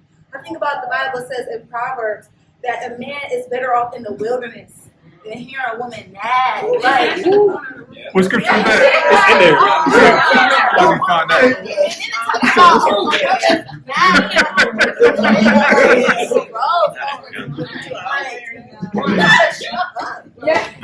Okay, but I was about to wrap it up. I just wanted to throw maybe a few points out there, maybe that can help, maybe from a man's perspective, help with submission. You know what I'm saying? Maybe just put things in perspective a little bit. Just in general, like most of y'all already said, and men go through a whole lot. You know what I'm saying? Stuff that we can't really talk about, and we face the blunt end of our wrongdoings. You know what I'm saying? There's no safety net if we make a bad choice out here. Unfortunately, you know what I'm saying? That's not the same with it for women. Y'all got assistance, y'all got things. No, we don't. Don't say that. I don't know if I agree with that. Women have assistance if they make bad decisions. Not only women have women have more of a safe place to speak their mind. Men, I feel like Listen. If men do not come up to the standard of what they need to be in life, they're homeless, flat out. That's flat out. That's not the same for women. Let's be real about that. Flat out. At the end of the day, even when it comes down to relationships, at the end of the day, if there's a bump in the night, who gotta go and go see that? If there's a bump in the night, who gotta go see it? Exactly. So as a man, men have to sacrifice. We sacrifice a lot. Yeah. We are literally willing to die for you all. You know what I'm saying? To sacrifice ourselves for our family. So with that being said, there should be a certain level of respect and honor with that man that you choose to be with. If you choose to be with this man, if you chose to be with that man, listen to that man. Don't complain about, oh, he ain't doing it. You chose him. This is the man you chose to lead you to the kingdom of God, right? So with that being said, that's the way it's supposed to go. You know what I'm saying? At the end of the day, we do sacrifice a lot for our families. And I just want to say this last thing to kind of even get more of a maybe an understanding, even when it comes down to how you speak to your man in general. I agree. Would you speak to him the same way as if he was your boss? Now, when you think about that, as you talk to your man and as you speak to him, keep in mind, would you talk to him the same way as you would talk to your boss? Or interact with him the same way in a disrespectful manner? And if you show your boss more respect than you show your man, He shouldn't be your man. he shouldn't be your man. Yeah. And that's all I really got to say. Y'all, and let me say one more thing. Women, ladies, y'all do have way more power to change a lot of this than we y'all think. If all of y'all said tomorrow that we ain't messing with none of y'all bums until y'all get yourselves together, guess what's gonna happen? We gonna get ourselves together. I agree. To be real though, to be 100% real though, we as men though, like I hear what you're saying, but we as men have to step up to the plate. And we're wrapping it up, y'all. And at the same time, we have to step up to the plate. But at the same time, I've seen a lot of people use like submission, like what we use as a definition of submission, as a weapon against women. So I think you have to be very mindful of what that kind of looks like, because submission to everyone can be very, very triggering. I think like sometimes, like I forget who said it, if we don't use our words correctly, that can really put some salt in the wound you don't really want to reopen. So I think like as men, we have to learn how to lead. We have to be better about being honest, and we can't lead out of fear, but at the same time, we just can't use submission. And the thing about that right there is that when a man is truly submitted to God, like he's going to honor his lady, he's going to honor his wife, and he has to learn how to do that. Right? He has to learn how to do that, and she has to learn how to submit. It's a continual journey that we're going on together and learning to love each other. Real quick before we go, y'all, Theresa and I were just going to share real quick one or two things that we wish we would have known or like to prepare to get married. As of right now, we've been married for 5 years.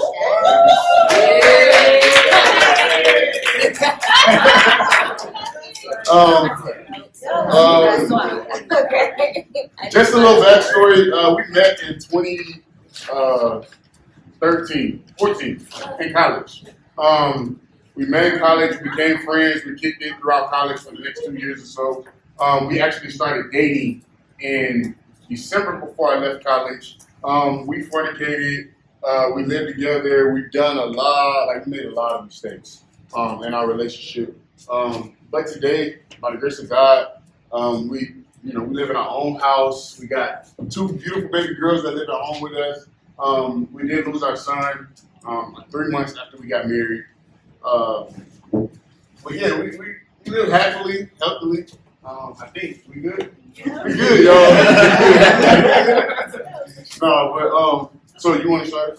Yo, so the one thing I think I would say that I wish I would have did better, or like my encouragement to y'all as well, is just working on my relationship with God and submitting to Him in every area of my life. And I think if I would have, that's not really where my focus was before I met that. That actually introduced me to Christ. He opened the Bible. Like, that was my first time reading the Bible. So when he said I didn't go to church with him, it's because I wasn't already going to church. I'm like, I just don't know nothing. And I'm like, I don't want to be your girlfriend. I don't want to give you the wrong impression. So it really wasn't even because I ended up going to church. But like, so just to clarify that too. But definitely working on my own personal relationship with God, which I really was, because building my relationship with Him, He was leading me in the Word foundation. So yeah, definitely being more serious about that. So yeah, that's definitely. And look at you now. Yeah, I'd say the piece of advice that I would give, I mean, it's really the same as hers in a different language, but let God's standard be your standard. Like, so often we're craving, what a lot of us don't realize is just intimacy, right? I'm lonely, I want that somebody, right? I want to, like, we can say what we want about marriage and all of that, but we just want to You know what I'm saying? Like a lot of times that's what you really just want, right? But at the end of the day, in the midst of seeking that, sometimes we lose sight on so much more that God has for us as He's preparing us for that relationship, right? And now our eyes are on this person that God already showed us the red flag. God already showed us that it's in him or her, but we're sitting here still seeking this person when God He's calling us out. Like, come talk to me. Come share that with me. Like, I love you. I want that intimacy with you. And I know you don't really understand it with me the way you think you understand it with people, but you're never going to be able to have that with her if you don't have that with me anyway. You know what I'm saying? So, like, that's the big key. Like, the things that we deal with, if like by the grace of God, in this season of our life, we ain't arguing. We got norms, right? I learned something called Tucker's stages of group development. You have forming, which is like the honeymoon stage, right? Everything is great. And then you go into the storming stage. That's where you realize, like, oh, I don't like it when you do that. Or I don't like your routine when you get out of the shower. Or whatever that is, right? And then now you got to start developing norms. So you went from forming to storming. You're going to have those issues to norming, and then you can get to a place where you start performing. And so we created norms, and we continue to create norms as we face different things in our marriage. And that's what helps us continue to move forward. But at the end of the day, though, it starts with your standard being God's standard. My opinion doesn't matter. My thoughts doesn't matter. I mean, my thoughts matter as long as I'm seeking to think the way He wants me to. Yeah. You know what I'm saying? Let God's standard be the standard. And let's stick with that. And He's going to lead you exactly where He wants you to be. And it's going to be better than you could ever imagine. So, okay, this is one of the tools that we use. It's a relationship evaluation workbook. If you are interested in one of these, I'm going to send out the link to y'all some kind of how. If y'all wrote y'all names on that sign-in sheet, I can send y'all the link. And the code to get it for free is Kingdom. So. Yeah, this is one of the tools, especially for those that are in relationships. Like, you know, as we were developing those norms, this helped us to do that. Like, and I'm looking at y'all because y'all as a married couple. Like, sometimes you have situations that you want to talk about with your spouse, and you might be stirred up on the inside when it's time to talk about it. So right now might not be the best time, right? Or your feelings, whatever might be the case, and that goes for men and women alike. Well, what we do is on the first Saturday every month, we get together and we do our relationship evaluation. It's a great time for intimacy. We sit down and we got like these 8 different categories that we're rating 1 to 10. Like, where do you, Daz, where do you, Theresa, feel like we are, why, and what can we do to do better? You know, and we'll have that discussion, and it's an opportunity to really discuss how we can improve without having so much built up, but to just be in a neutral setting. And I just want to hear you. I want to understand you, you know? And that's what that is. Yeah, I would say, too, it helps me, or it really helped me to get more comfortable being more open with Dasmond. Because, like, his energy was so much more like, and I'm like, well, why are you yelling at me? Why are you getting mad at me? So I think, like, this really helped, like, that neutral energy and even just processing on your own before you try to bring it to the other person. Because he's very, like, straight to the point, like, okay, yeah, how you feel about it, but what you trying to tell me? And I'm like, well, I got to tell you the whole situation before you can't respond because I didn't tell you everything. But so, yeah, this helps us to just process it. So yeah. I definitely appreciate y'all coming, everybody sharing. Like, I love y'all. I really do appreciate y'all. Like, so real. Y'all make this what it is. Thank y'all. Can we give a round of applause for our amazing host,